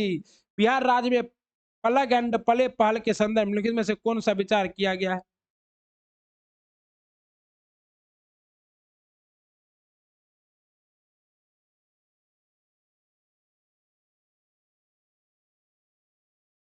इस राज्य में औद्योगिक विकास की प्रगति होगी। सही है।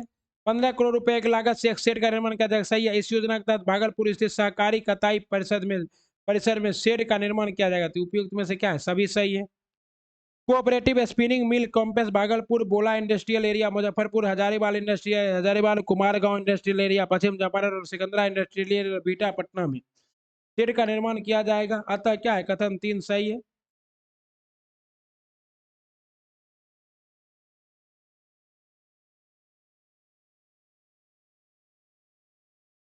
श्रीरंगपट्टनम के युद्ध के संदर्भ में निम्नलिखित कथनों में से कौन सा कथन सही है? अंग्रेज और मैसूर के शासकों के बीच पहला संघर्ष था। कौन सा कथन सही है? गलत है। ये पहला नहीं, किसना था? तीसरा। इस युद्ध में अंग्रेज पराजित हुए। गलत। अंग्रेज जीत गया। इस युद्ध के पश्चात मैसूर बाडियार शासकों के अधीन आ गया।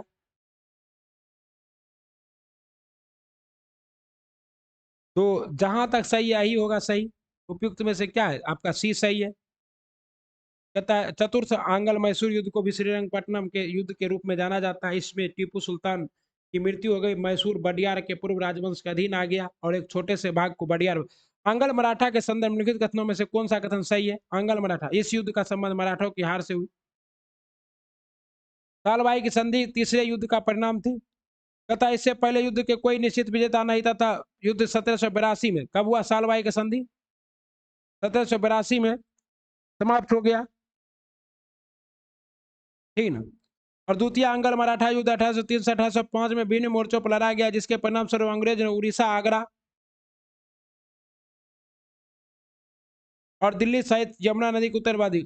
अंतिम वर्ष 17 से 19 में तृतीय आंग्ल मराठा युद्ध हुआ। मराठा शक्ति कुचल दिया गया, पेशवा के पद को हटा दिया गया और पेंसर के साथ कानपुर के पास पिट्ठू भेज दिया गया। इस युद्ध के बाद विंध्य दक्षिण के क्षेत्र पर कानून कंपनी का क्या हो गया? पूर्ण नियंत्रण स्थापित हो गया। द्वितीय अंग्रेज विजय प्राप्त किया। सही है। अंतिम युद्ध के बाद पेशवा को बिट्ठूर भेज दिया गया। तो ये दोनों क्या है? सही है। और सालबाई की संधि जो है प्रथम मराठा युद्ध के बाद हुआ था, ना कि तीसरे के बाद कार्यक्रम खत्म। बिहार के किस जिले को अपना पहला अस्थायी फैक्ट्री ट्रैफिक पार्क मिलेगा? बिहार का जो कौन सा जिला है जिसे अपना पहला अस्थायी ट्रैफिक पार्क मिलेगा? तो यह है पटना।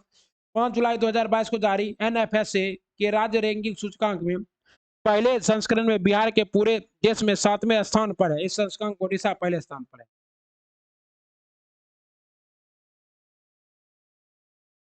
अतः एनएफएसए 2023 के राज्य सूचकांक रैंकिंग में बिहार का स्थान कितना है? तो बिहार का स्थान है 7वां।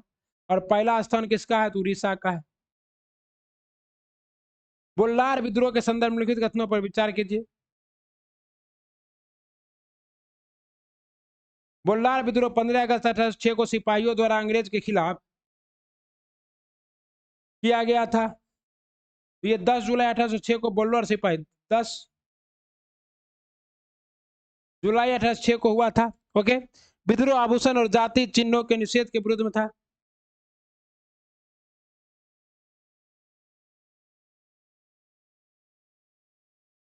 ये तो सही है।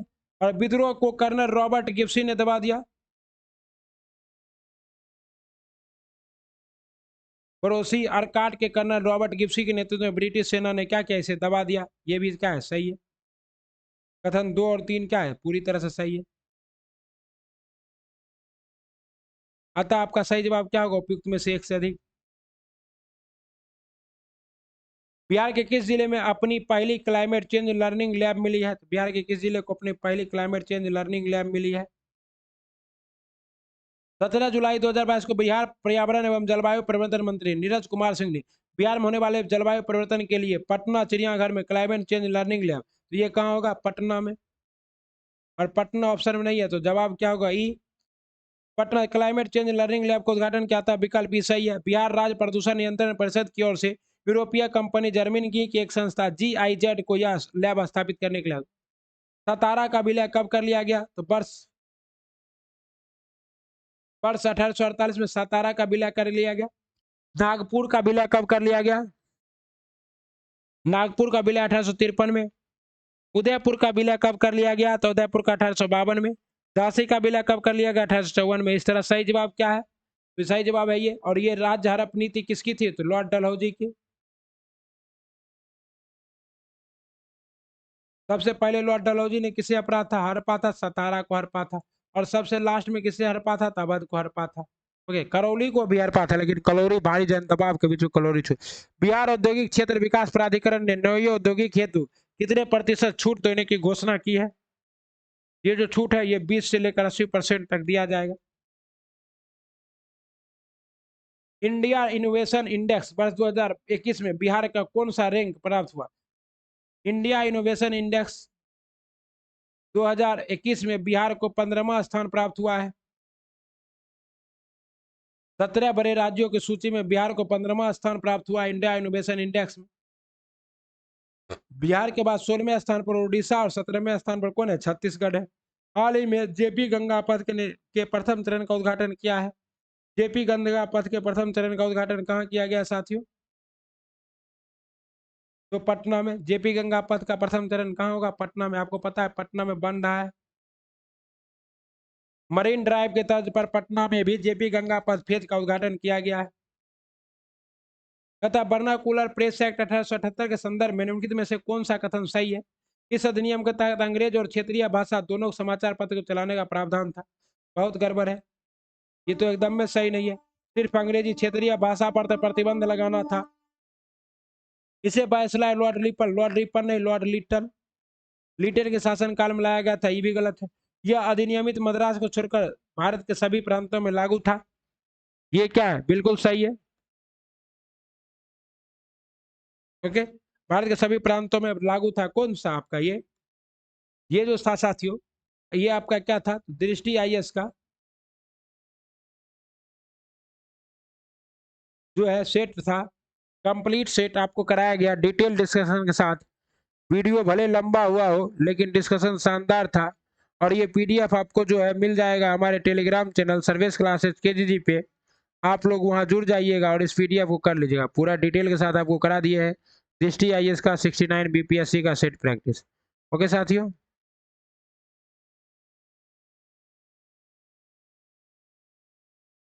मिलते हैं अगले वीडियो में। तब तक खूब मन लगा के पढ़ते रहिए, बढ़ते रहिए। ओके साथियों, राधे राधे, वंदे मातरम, श्री शिवाय नमस्तुभ्यम। और यही क्लास था आपका 69 BPSC full length test detail discussion के साथ Drishti PCS। Okay, useful for Bihar 7th phase, 5000 की बचत, वी थिंक ऑफिसर। ओके साथियों, मिलते हैं अगले वीडियो में। राधे राधे, वंदे मातरम, श्री शिवाय नमस्तुभ्यम। पढ़ते रहिए, बढ़ते रहिए। ओके, कोई दिक्कत हो तो कमेंट बॉक्स में कमेंट कीजिए।